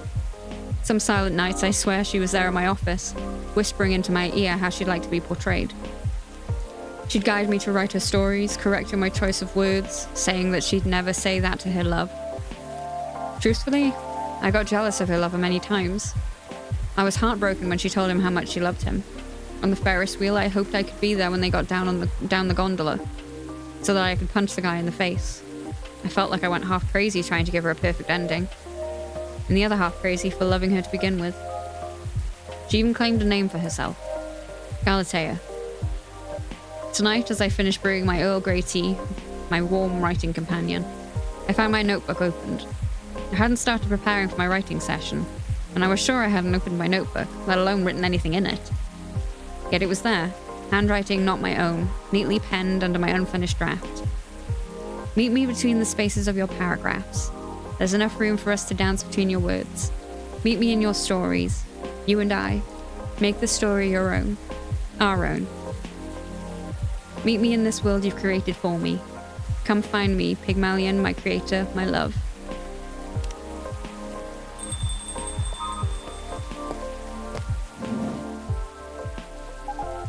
Endora! Miss Rachel? Oops. sorry, I'm just really excited. I've done it, Endora. Congratulations. Done what? The music I'm making with AJ. I told you about it last time, remember? Oh, yeah, you did. I brought it with me. Check it out, will you? Really? Okay. Are you sure we can play it? What about NDAs and stuff? Come on, you silly. We're the only ones here anyway. It'll be fine. I mean, the direction's already changed a lot, so... Oh? Never mind that. Just let it play, quick. Let's just play it, quick. What do you think? I was inspired by the drink you gave me. Sweetheart latte, wasn't it? That's right. You composed the melodies? With Army, yeah. So, like, I know with a name like Sweetheart Latte, you'd expect something a little more fun sounding, right? But hearing how you made the drink reminded me of something. Like a new love's beginning, or thinking about your crush. The sourness of anxiety and the sweetness of a promise. There's a lot of steps to keep the delicate balance going, until you get to the point where you decide to confess. I think I see where you're going with this. Yeah, just like the drink, right? It needs the perfect balance of ingredients and temperature to mix properly, doesn't it? Or it would curdle, yeah. That's a really interesting take on the name. There's just one thing I'm wondering about. What is it? If this is supposed to be your new single, wouldn't everyone expect to hear your voice? I know, but I'm planning something. You'll see. How are you, by the way, Endora? Just fine. Business as usual. Wait, I almost forgot. Did Dad come here last night? Pendry? Yeah, he did. He was meeting up with Mr. Gala, actually. Okay, that's good to know. Why'd you ask? He didn't reply to my text last night, so I wondered what he was doing. Ah, I see. Do you two not see each other often? What do you mean? I just saw him this morning. We still live under the same roof, after all. What a surprise. I thought you'd have been raring to move out by the time you turned 21. Well, you're not wrong in thinking that, but Dad's getting older, you know? He's becoming forgetful too, so I'm a little bit worried.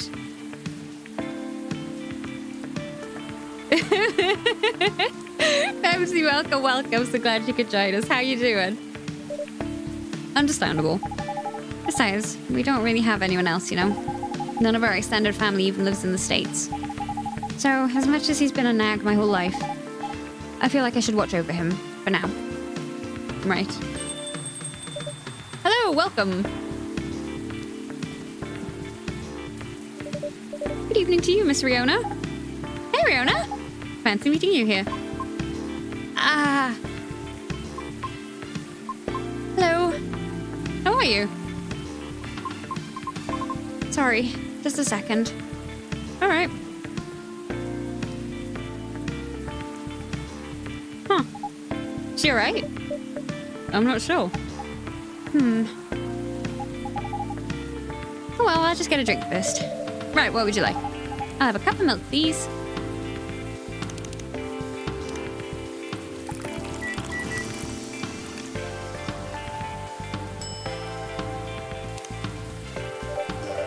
Here you go, a cup of warm milk. Thank you.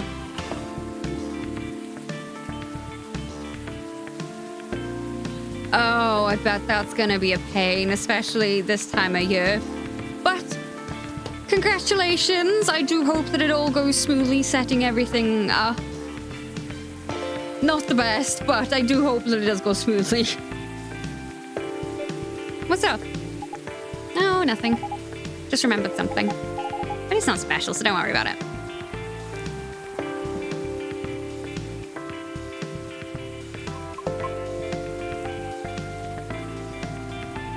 Oh! Oh, no way!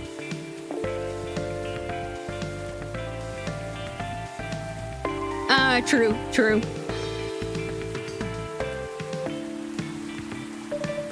Messy, you alright? No. I think I'm sad. Oh, what's wrong? That's right, Riona, what's wrong? Oh, baby, no! I've been doing a lot of thinking. About what? About my situation. Have you ever felt like something you've been doing your whole life might be a mistake? What makes you think that, miss? My apologies. I did not mean to be so dramatic. Would you two mind listening to my scattered thoughts? That happened with me and Tavern Talk, which I'm very disappointed at, but I'm going to restart that and play from the beginning again, I think. But if you do have the time, I do recommend it. I've really enjoyed both of them. And Coffee Talk Tokyo is coming out in March. I'm very excited. Of course, let it all out. Miss Rachel is right, feel free. After listening to the experiences you and Mr. Lucas had, along with my conversations with Endora and the regulars of this coffee shop, I have gradually realized over the past week that I'm severely lacking in awareness about many things. Huh? And what makes it more troubling is it is likely that my ignorance was on purpose? Ignorance? On purpose? What do you mean? No, Kai! Miss Rachel, the position you hold today is a result of your efforts and tenacity. You honed your talent, but you did not shrink from taking risks in order to succeed. Your knowledge of the industry has enabled you to successfully navigate it. And I greatly respect your ability to do so. Mr. Lucas also. Although I do not fully understand his content, he is successful enough that people earn a living through his work. I am aware that must require a great deal of courage and flexibility.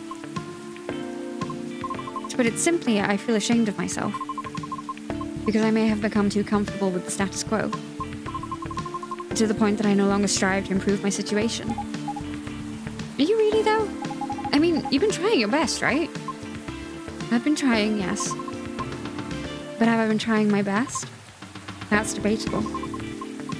And about my intentional ignorance, I'm simply afraid. Afraid? I understand I have only a small chance of being selected for a role in a play. I really do. I understand it's due to my lack of network and the industry's expectations, along with my lack of higher education. And for the simple fact of what I am. I'm truly fine with all that, I really am. Because all of it is a pain I am already familiar with. And perhaps somewhere in the deepest depths of my heart, I'm having to face unfamiliar rejections again. Having to get used to new pain all over again. Just might be...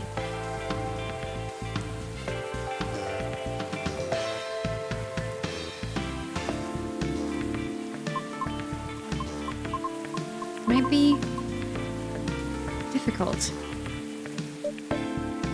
Miss. I apologize for all this ruckus. I didn't mean to... Miss Riona, would you please allow me to make you a drink? It's on the house. But... Endora insists, right? Right. What was the pie you ate the other day? The blueberry hibiscus mint pie? Did you like it? I did. Quite a lot, actually. Then I'll make something special just for you. Could you tell me its flavor profile? Give me a moment. The blueberry was very sweet and fresh. The crust was buttery.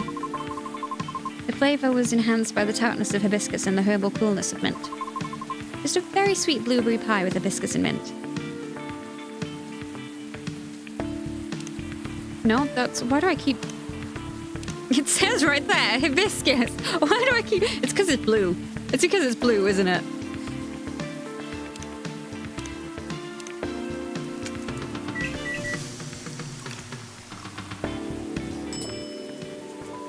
Oh, that looks delicious. I want one. One pie in a cup coming up. Wow, Endora, that's so extra. It kind of is, isn't it? But it's so pretty, thank you. It really is. Well done, Endora. But are you really serving a warm pie filling to your customer? It's not a pie filling. I simply make fruit cordials with honey. And I just happen to have the blueberry one on hand. Sure. It's not a pie filling, trust me. It's not. It's nice. Thank you. You're very welcome.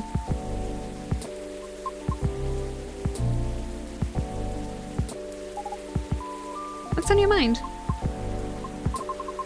Right now, I'm rethinking my true motivation for doing all of this. The driving force behind everything I've done up to this point. Well, what is it? Huh? Your driving force, before you started questioning it. I wish to break free from the shackles of prejudice, whether it's society's or my own.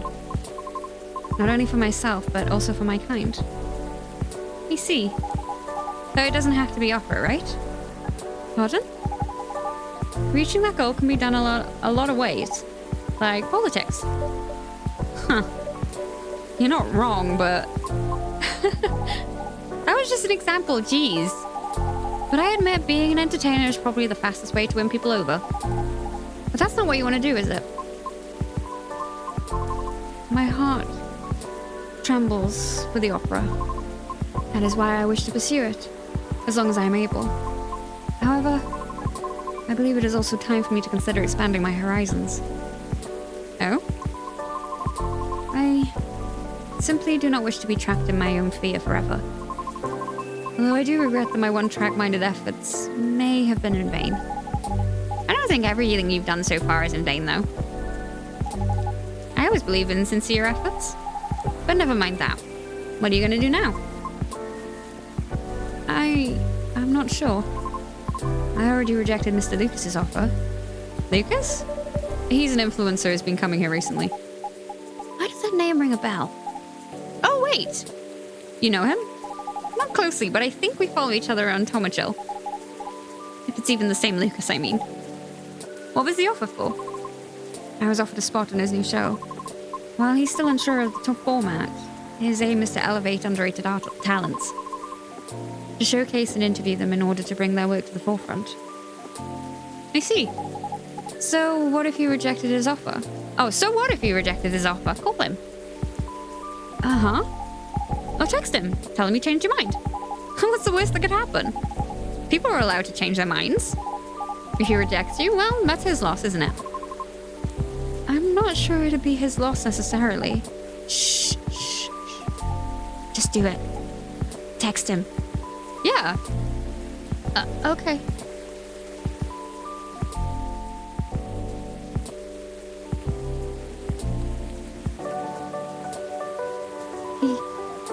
He responded. What did he say? He told me to stay here. Because he's coming here soon? Huh. Huh. Does he live, like, nearby or something? No, not really. But it seems he had some things to do around here. I see. What a great coincidence.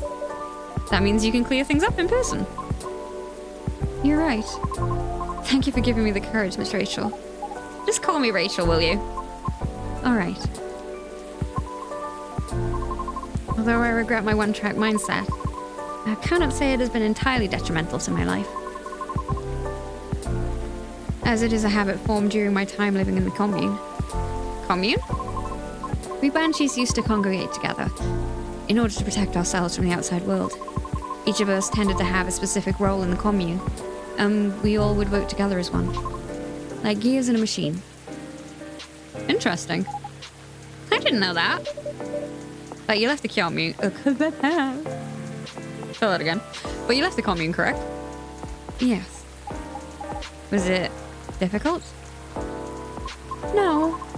Because we're not a cult. Sorry, I didn't mean it that way. It's okay. The commune is simply a defense mechanism from the distant past. So the reason we do not see a lot of banshees around Is it because many still choose to remain in the commune? Right. The world still isn't kind to us. However, we are aware that eventually we must reopen ourselves to the outside world. It was for that reason I learned to drive. You seem to be fond of driving. I am. It's like having a mobile fortress, which is why I find driving calming. Even in traffic? Well, it's a mobile fortress, huh? Never thought of cars that way, but that's interesting. So when you said everyone has a specific role, what do you mean by that?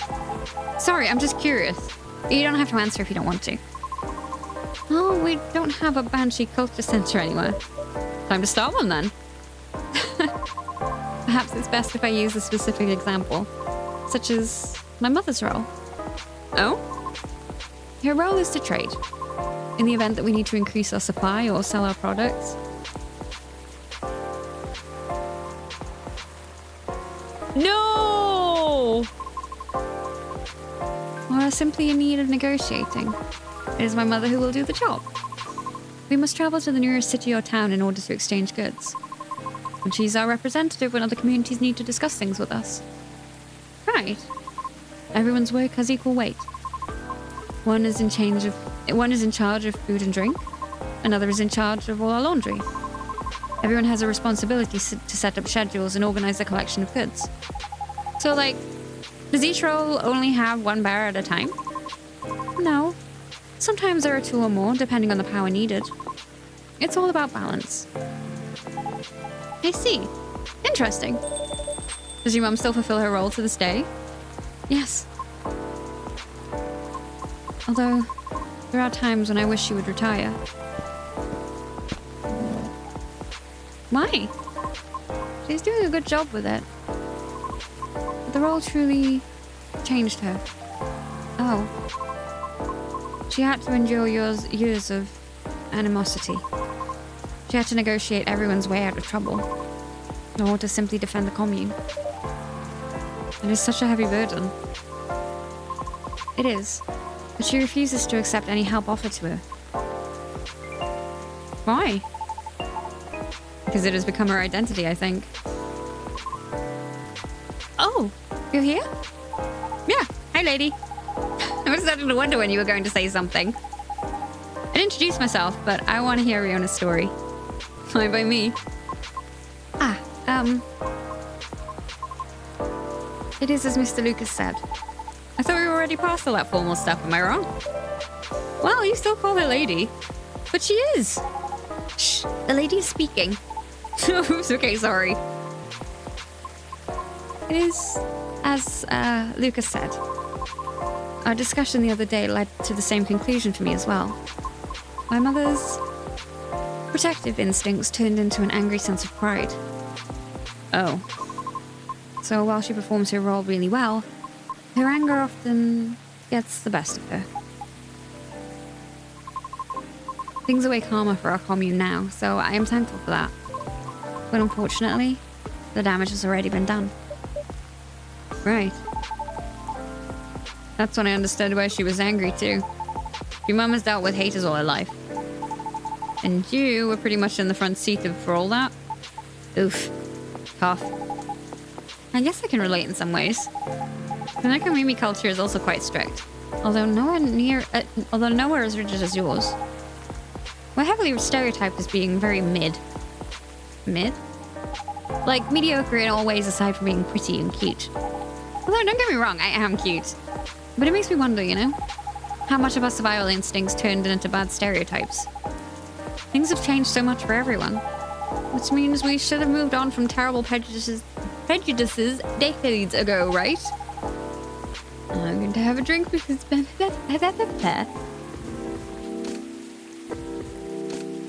So why are so many still stuck with outdated and bad perceptions? Actually, that's exactly why. Life is complicated and change is hard. Learning and unlearning stuff takes time and mental energy, right? And there are billions of living beings in this world. That's why many folks choose to reduce their worlds to a size they can handle. All based on their priorities, of course. I mean, it's no different from how everyone chooses content to consume. Ah. Yeah, and sadly, different culture is probably one of the last things on most beings' mind. Unless you already have a vested interest in it, then it's a different story. That makes sense. We all need to survive, I understand that. However, I feel some things just shouldn't be excused. Things we do, the principles we hold. All of it has an impact on others. In one way or another. Right. Yeah, for sure. So... About your show. Yeah? You're in, right? Are you still unsure about the format? Well, I'm still trying to put it all in order on paper, so... Kind of? Like, I know I want to do a podcast, a deep dive, and a showcase. But I'm still trying to figure out a great way to fit them all in nicely. Once I'm done, I'll let you know for sure. What are you planning to show anyway? How do you think it'll help the guests? Oh, curious, aren't we? Basically, I want to cover stuff that's interesting and underrated from around the city. And beyond if it takes off. Well, let's not get ahead of ourselves, shall we?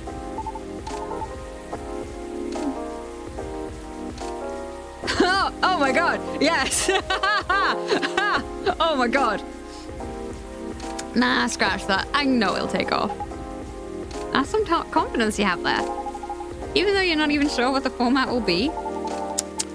Might not know the exact format yet. But all the elements needed to make a good show are locked and loaded already. Really? What are they? Well, there's already so much content out there, right? And you can't deny that today's audience gets bored easily, too.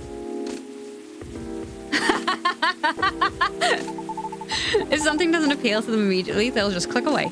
So, how do you keep them engaged and stick with us, you ask? Well, from my experience, you need roughly 5 things down pat to keep a show going. First one being the format itself, which ironically is the only thing I don't have. Yet. Anyway, a proper format has good consistency. Could be the way the show is cut, or how the information flows. It's to build familiarity with the audience. And it makes things easier for the creator too. That makes sense. The next thing you need is topics. Sure, you can have a main theme for your show. Like singing or cooking or anything really. Having a theme is essential, but getting topics flowing is essential. Because even singing will need more than one song, right? Same with cooking. You need to show many techniques, recipes, all that jazz.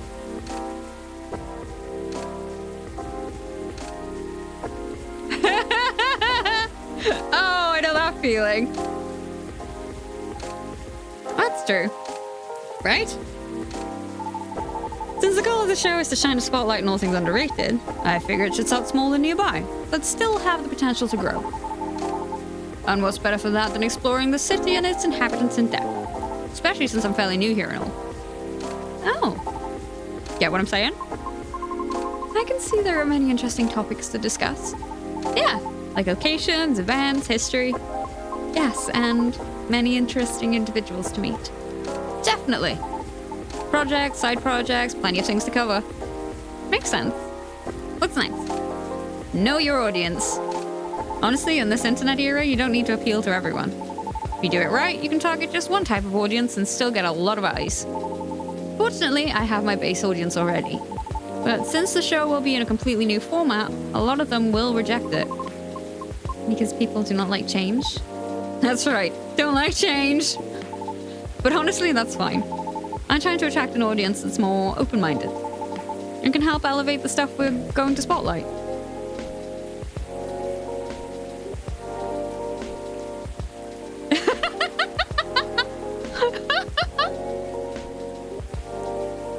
That spang is just slooped. You squished me.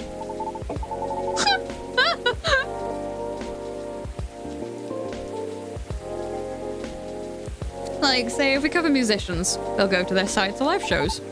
Some cool neighborhood project, they'll be eager to check it out. Cool coffee shop, they'll be interested in visiting. Wink, wink.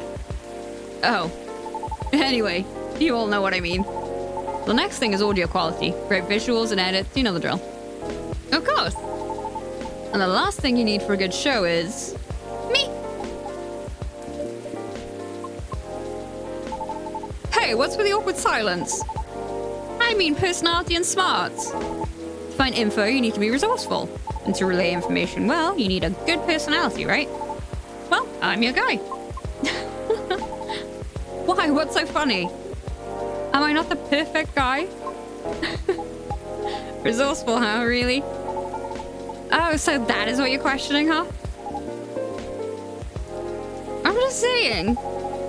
Because didn't you say you're new to the city? So... Oh, I see. I see how it is. But you really thought this through. I'm kind of impressed. Thank you. Probably won't be anywhere near as big as your talk show, though, I'll tell you that. Huh? Rumor has it that your manager is trying to get your old girl band back together. And I heard there'll be a talk show or something for it. Oh, really? How did you hear that? I have my ways. I didn't get the info from shady sources, I promise. Well, okay, I'll give you that, resourceful guy.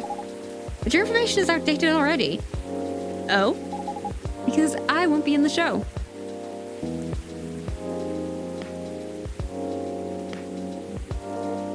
Oh my god, Peng! Oh my god!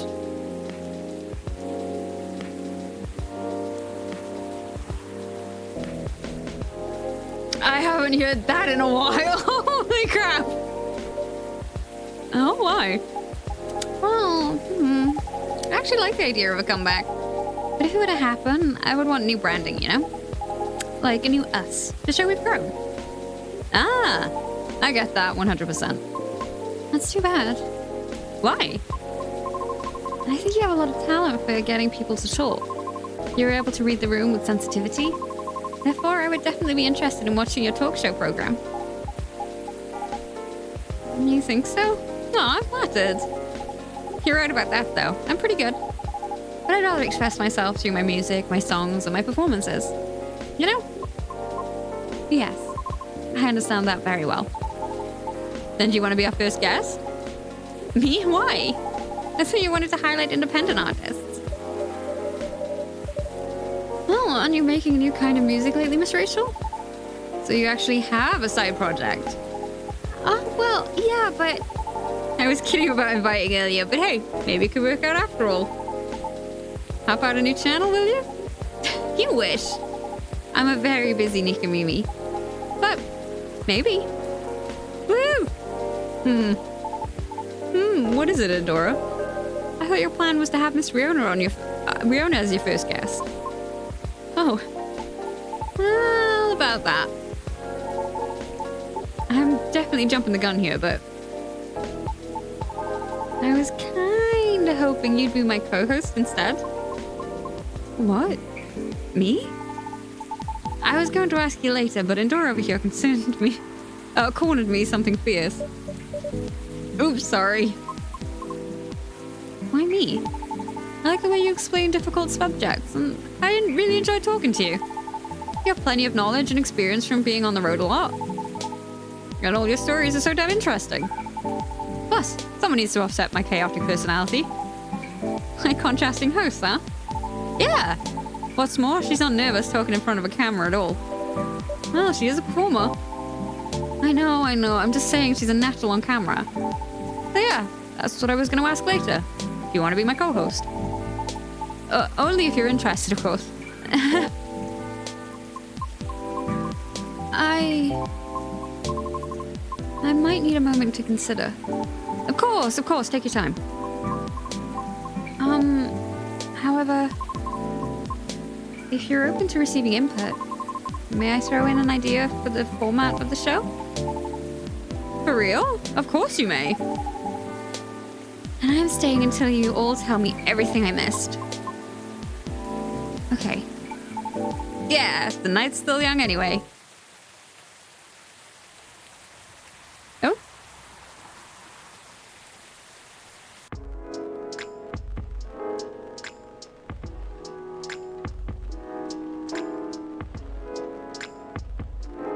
Monday, October 2nd, 2023.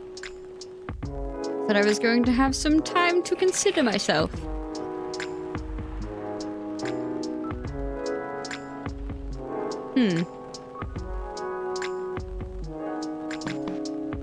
Goblin Lab shut down. Researcher to finally stop experiments after 1,304 incidents. Uses of Tomachill's new stories feature. It needs a longer duration. A piece of halfling advice that's seared into my memory.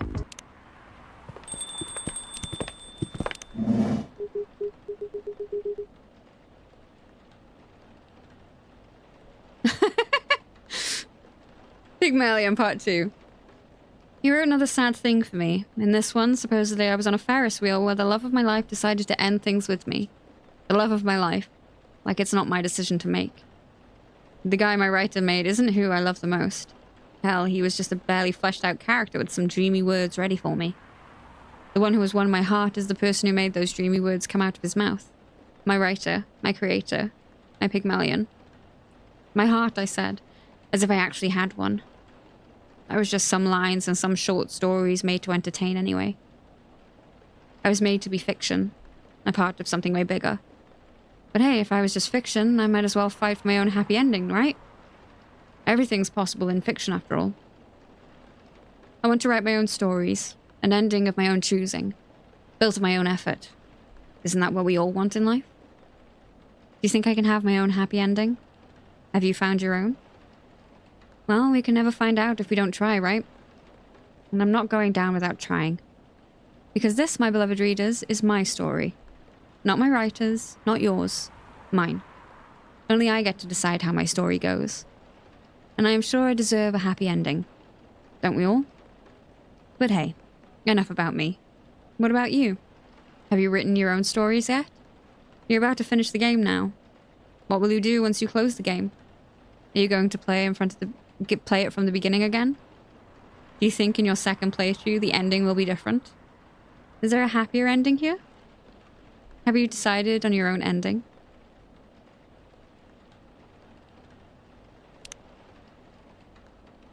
Oh. Oh, okay.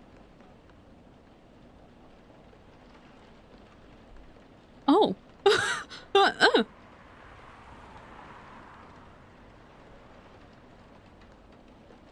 Right then. So I drove him around while he was nursing his broken heart. I really don't know why you're discussing my sad stories right now. Eyes on the happy couple. Oh, I wasn't sad so much as cute, though. But it's true that you and Mr. Bailey should be in the spotlight, Miss Lua. Or just in the light. Sorry, I'm trying to get the switch. Ow! Oops, my apologies, Mr. Gullah. You're literally solid like a wall. I'll take that as a compliment. Ah, here we go.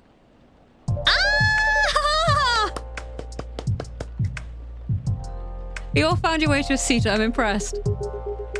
We've been here often enough that we know the place like the back of our hand.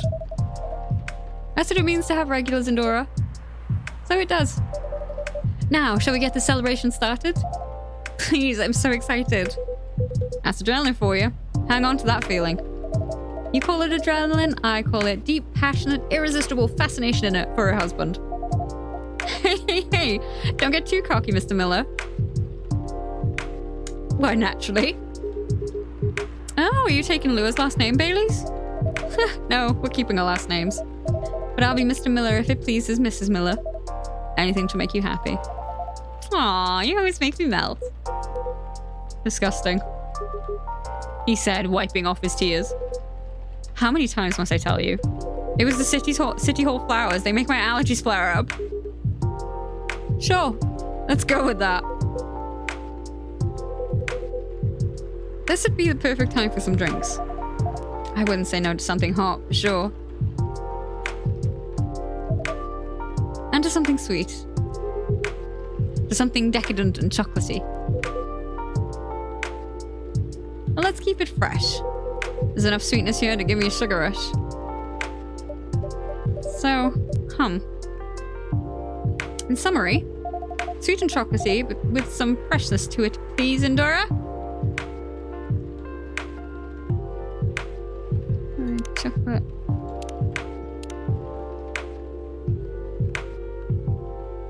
Yeah.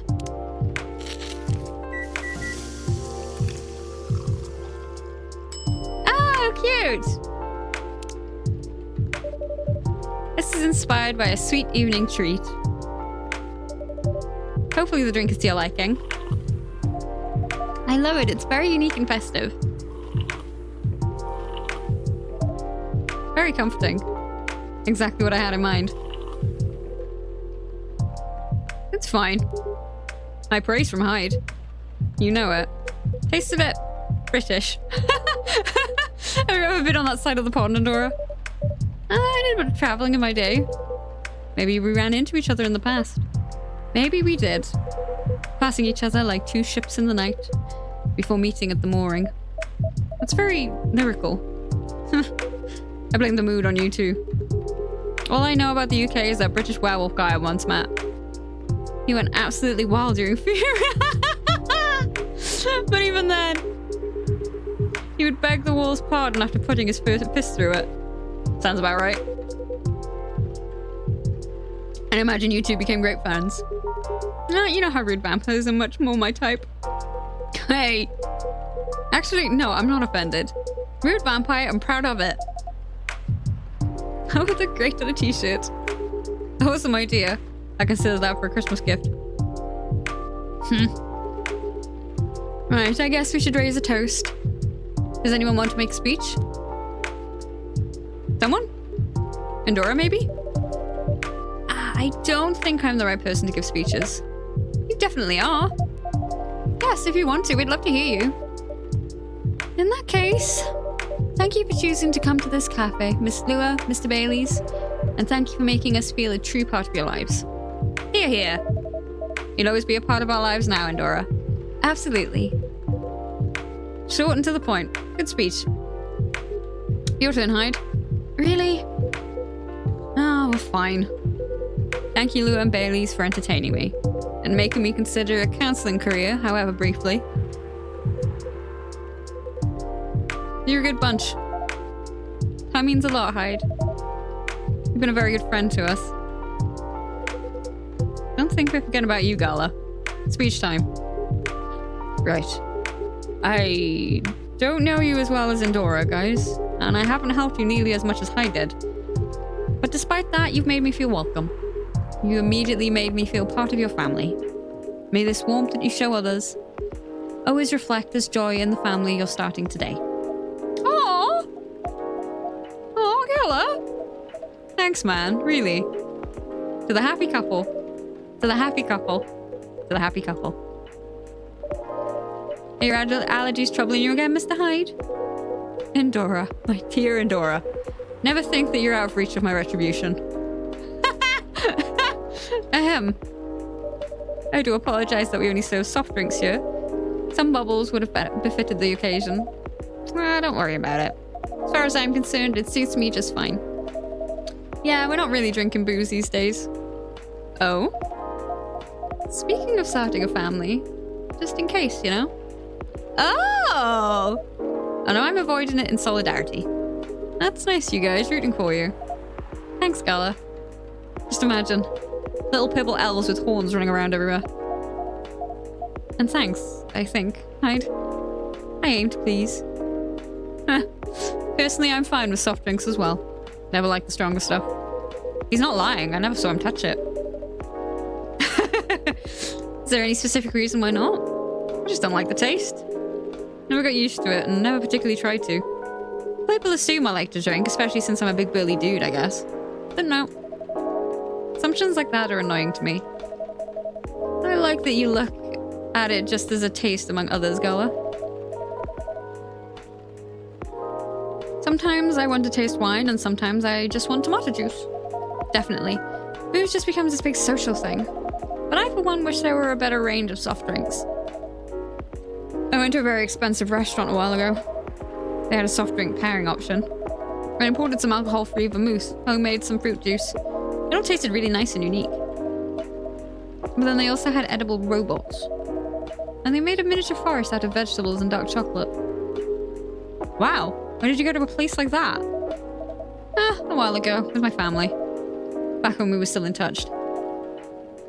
Hi. I'm okay, sweetie. No, I'm not. I'm not very sociable. Well, I make a mean cocktail. There's a hard version and a soft version. In the hard version, I use vodka. In the soft version, I don't use vodka. Fair enough. What else goes into it? A little bit of basil, some lemon juice, pinch of salt, tonic water. Sounds like something I would enjoy. Wait for it. And of course, a big dollop of fresh blood. Here it comes. O-type, preferably. Universal donors and all that. Yuck. I think this is a joke. I hope this is a joke. And this is why he never gets invited to parties. What do you mean? I'm invited to all the parties.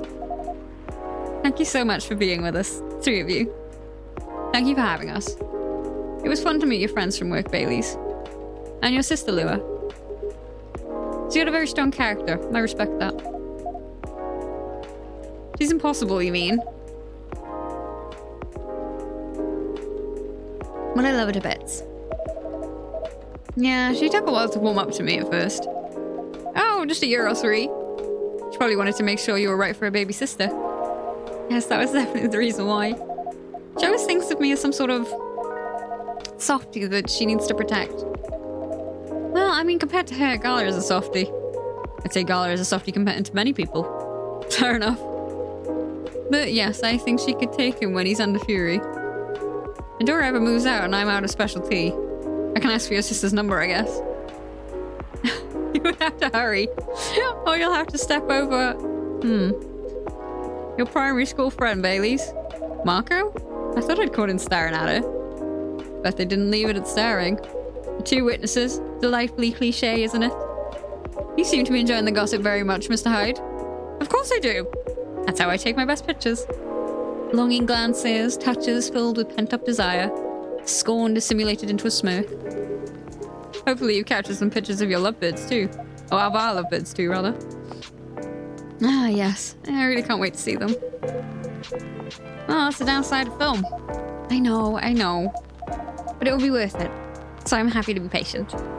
Good girl. In that case, I have a little reward for you. Oh, a perfect shot. Oh, look at this bite. This is amazing. What a beautifully captured moment, Mr. Hyde. Yes, truly. Thank you again for doing this, Hyde. Don't mention it. I had an alright time doing it. You can keep this if you want. It's just a Polaroid, but... Oh no, it's absolutely lovely. It looks so friendly and warm. Like the wedding we always really wanted to have. Yes, once we sifted through the superfluous details. I love that you guys figured that out in the end. And I love this picture. Do you only have the one, Mr. Hyde? Why, Andorra? You wanted to frame it and hang it on your wall? Actually, yeah, something like that. Good thing I saw it coming. If our newlyweds don't object, I have almost the exact same one here for you. No objections whatsoever. This kidsy's got his fury under control. Yeah, I'd love that. It would mean a lot to have a little memory of this day hanging around here. Thank you so much. No, thank you. Yes, Endora. I'm not sure where we'd be without you. Ahem. So, I take it you've decided to embrace photography, Mr. Hyde? It would seem so. Ah, come on, tell him. Tell us what?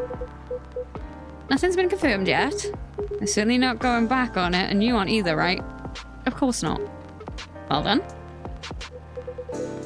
Ah, just tell them the story. It's obvious you're dying to. Don't have to ask me twice. Hyde has already agreed to shoot another wedding. They're a really sweet couple who's been coming to visit their kid at the hospital. Little Rose has been sick for a while. Doctors think she's going to get better eventually, but no one knows exactly when. So her parents have decided to get married in her room with her around. That's a lovely idea. But little Rose is thrilled. She is. An entire party next to her bed. Can you imagine? Anyhow, they got to chatting with Hyde. And just like that, he promised to take their pictures pro bono. It's very good of you, Mr. Hyde. It's nothing. I could use the experience. So that I can milk my modeling ex-colleagues for their wedding pictures. Sounds like a good social redistribution to me. Right? So does that mean you're sticking around Seattle for good, Hyde? I got the house and I got the job. I got my own pocket werewolf.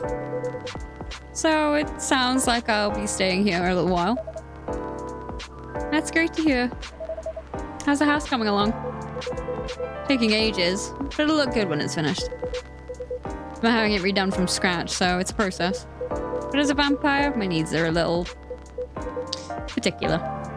Fair enough. I think it's normal to be particular when it comes to your dream home, you know? Would you stop? What would a dream house look like for the two of you? We're not too sure yet. But we're not repeating the same mistakes. No endless torrential scrolling to look at other people's homes.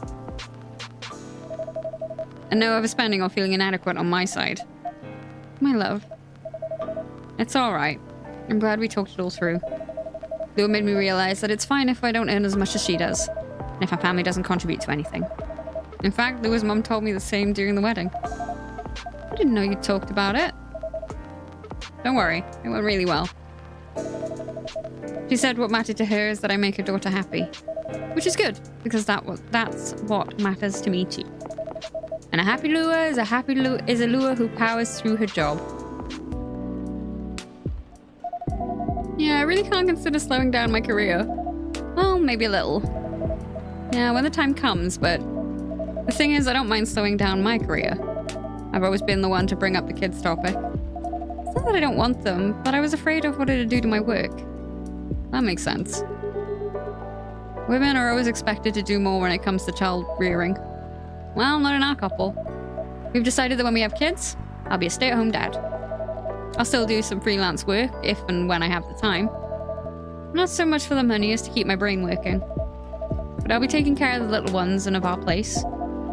You know, I keep thinking how happy I am that I met you and married you. How many men would have wanted that? You'd be surprised. Times are changing and so on. Times are making more room for people to follow their wishes. I've known many men who would have rather stayed home with their children than go to work every day and almost never see them. You two just complement each other well. I think so too. Mr. Miller. Mrs. Oh no, using my family name on you feels wrong. They would throw a fit if they heard you do that. They absolutely would. It's almost tempting. But none of that matters much anyway. As long as we're still Lua and Bailey's. As long as we're still Lua and Bailey's.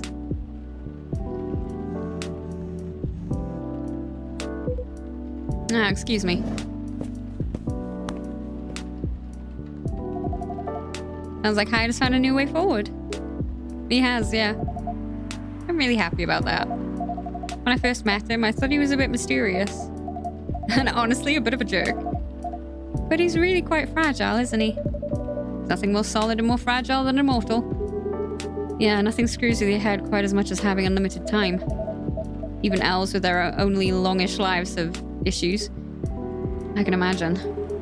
Werewolves are somewhere between elves and humans. And we also struggle with that stuff.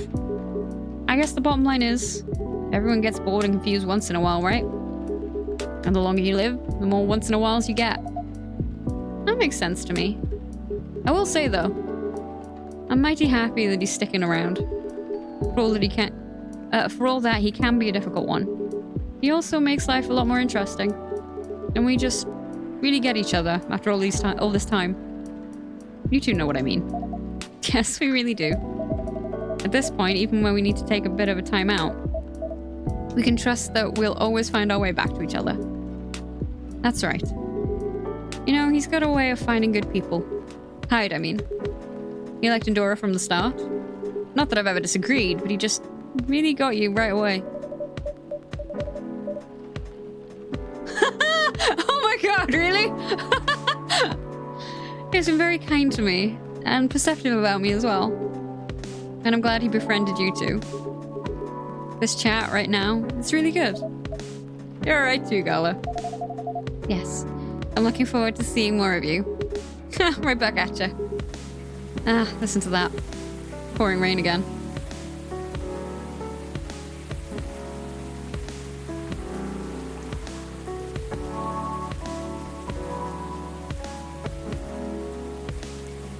Ew.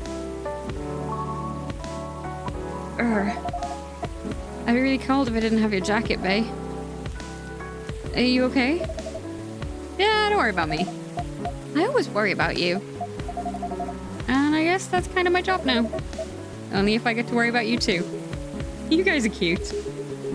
But you know what's even better than worrying about each other? Not worrying about each other. Point taken. Rainy weddings are meant to be good luck anyway. I've always wondered where that came from. It sounds like lip service for the happy couple. To avoid a meltdown if it rains, which must happen often. Really? So you don't know? Don't know what? Maybe it's just a thing among elves. Have you heard it, Endora? Are you referring to the goddess's tears legend? That's the one. Never heard of that. It's actually a whole epic in medieval elven poetry.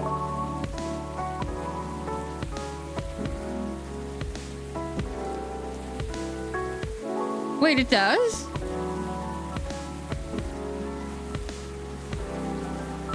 Huh. I can give you the short version. Go on, I'm very curious. Alright then. It is. A long time ago lived a powerful goddess. That goddess had many children, but of all her children, one she liked best. They were the shyest and the quietest. When their siblings screamed for attention, they sat aside and played with clouds. When their siblings tormented each other, they silently looked at the stars.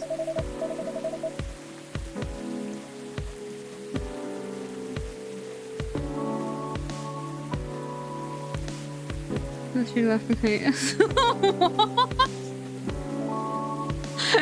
What? What?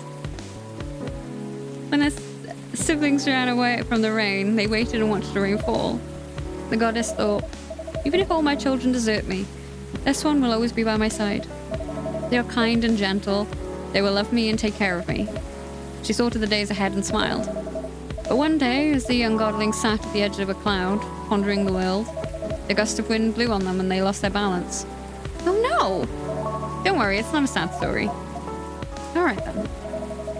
Carried by the wind, they floated down to the ground, and immediately they were astonished. There were so many things around them that they'd never seen before. They were both delighted and lost, and they stood rooted in place for many human eras. Until a human found them there. Shall we call the godling Aeon and the human Ray, just for clarity? That's gonna help me for sure, I get lost without names. Alright, Aeon and Ray it is. Ray walked up to Aeon, and finding them stunned, guided them forward. They took them to their village and showed them how they lived their life. As days passed by, Aeon started talking to Ray. They discussed stars and planets, clouds and suns. They talked of harvests and of young children, of famines and old men. They talked of time and of eternity. And as they looked into each other's eyes, they found both the briefest of moments and the longest era in there. That's how they both knew they were in love. They decided to get married, but both of them wanted the assent of their family. Ray got it without any trouble. Their family were quite fond of Aeon by then. But then Aeon went to see their mother, the goddess. That old hag. Give her a chance, my love, she improves. But yeah, at first she wasn't thrilled. In fact, she was outraged that her favorite child should be taken away from her. That reminds me of someone. I promise you, she's a lot better than my mother. Anyway, she got really angry, and she told Aeon, get married if you wish, but if you do get married, then you shall wither and die just like your fiancé. Yeah. And to nobody's surprise at this point, Aeon said, I'm alright with that. What's eternity if I can't have Ray by my side? Down to get married they went. For many hours, the goddess was angry and shouted. Then for many more hours, she was despondent and sulked. Then finally, she turned an eye onto the ground to look at Aeon and Ray. They were in the field where Ray had first found Aeon. They wore garlands of flowers, and they were surrounded with people they loved. And for the first time, Aeon wasn't quiet at all. They were singing and dancing, their eyes sparkling, their hair floating on the wind. And the goddess saw that for the first time in an eternity, their child was happy. She regretted her bitter words then. But a goddess's word once spoken isn't easily broken. In sadness for her child's mortal days, she started crying. And one by one, her tears hit the earth in a thick cloud of rain. But instead of running from it, Aeon and Ray danced with it. And so the goddess said, "For each tear of mine that falls onto you, may you live another year. And even as your hair turns grey and your skin turns parched, may that year see you both dancing and singing, still in love with each other. And according to elves, that's how we came to be." But I think that's a bit far-fetched.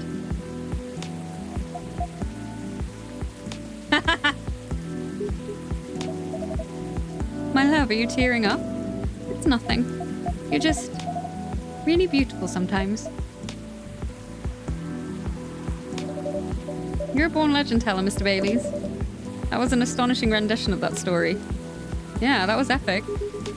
I'm not going to look at Rain the same way now. It's just a silly legend. It's not silly at all. And you're right. The goddess is a lot better than your mother. Told you. My history with rain is a lot simpler. I just really love it when it rains outside and you're all warm indoors. Yeah, that's a very cozy feeling. My bedroom when I was a little girl was on the top floor, so I could hear the rainfall at night when I was in my bed. It was great. I wish we lived in a world where everyone had that. Place to be safe when the rain falls outside. For sure. Oh. Ah, look! He's at least another someone who's safe from the rain right now. Oh, that's a very wet little guy. Oh, Gala, did he just shake rain all over you? He did a little, but that's fine. He's a cute one. What's he doing here tonight, though? Is he your cat, Endora? No, but he's been around a couple of times. I do remember seeing him a week or so ago. He's not any friendlier than he was then. Although he's not especially aggressive either. Maybe he's adopting this place. Wouldn't be the first. That's pretty much how you got Hyde, too.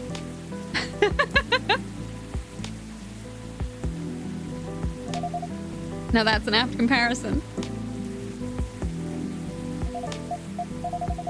Seems that he might be looking for something, though. Or someone. If that's the case, he hasn't found them yet. He came by another time a few days ago and was actually quite helpful. But he didn't look settled then either. And there he goes. Very mysterious.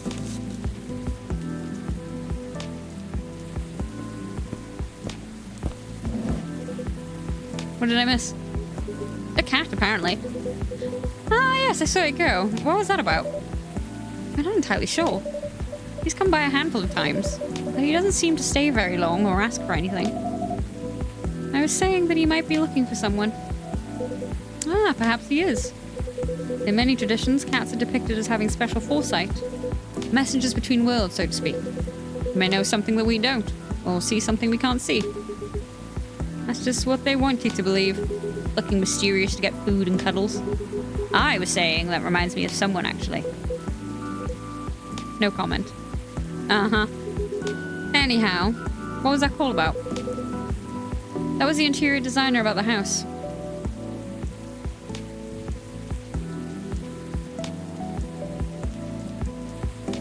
Yes, that is a very fascinating theory. For some reason, he needed to know the exact size of my turntable, as well as whether I wanted walnut or oak floors. I just want floors I can walk on. That's surprising. I thought you'd be more particular about decoration, Hyde. I am particular in the sense that I want it to look good. He's got no clue what to do to get there. I mean, you've seen his car. It's not, you know, peak design trends. The car served me right, thank you very much. I remember when a certain werewolf didn't want to drive me around. I shouldn't have brought that up. Truce. Why did you help Hyde with decorating then, Gala? Why indeed? My job, time, your job, time. I see. Everyone's a critic, but the truth is, Gala has no understanding of colour, material, or shape. I'm a lazy interior designer at best. But Gala is an interior designer's walking nightmare. Not true, I just go for functional things. That's what people say when they've got no taste. Yeah, maybe my taste in vampires is the problem here. I think your taste in vampires is your one saving grace. Ugh.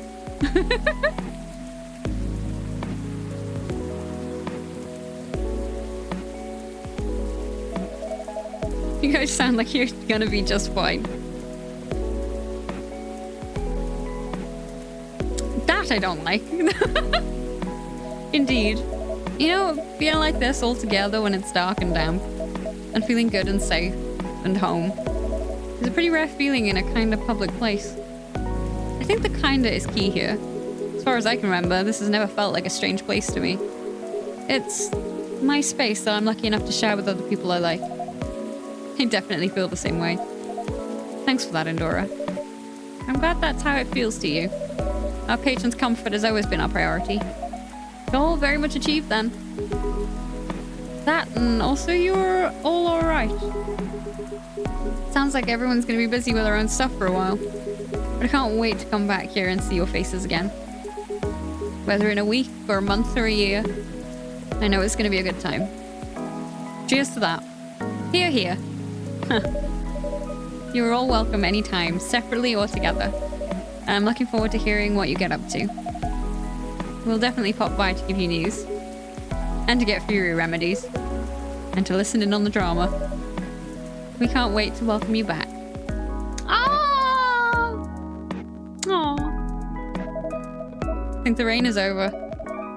And we've kept you up for a while already, Endora. Yeah, we should all use a dry spell to get back home. Consider the night cold. You go first, guys. Or we'll be stepping on each other's toes. Alright. Good night, Endora. Good night. Good night, you two. Let's go, darling. Let's. Good night, Endora. Thanks again for being with us. Tonight and on other nights. No, thank you for everything, truly. Have a good rest, Endora. Will do. You guys coming? Yeah, just hold the door for me a second longer. Eek, bye! What are you doing? I'm carrying you over the threshold, of course. That's on the way into the home, not on the way out of the bar. I can do both.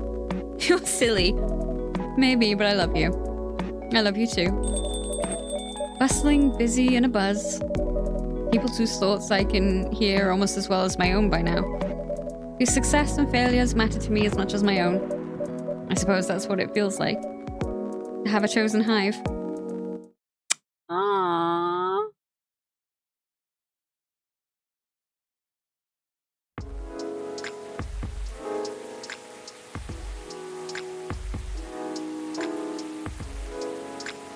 Tuesday, October 3rd, 2023, and I'm going to...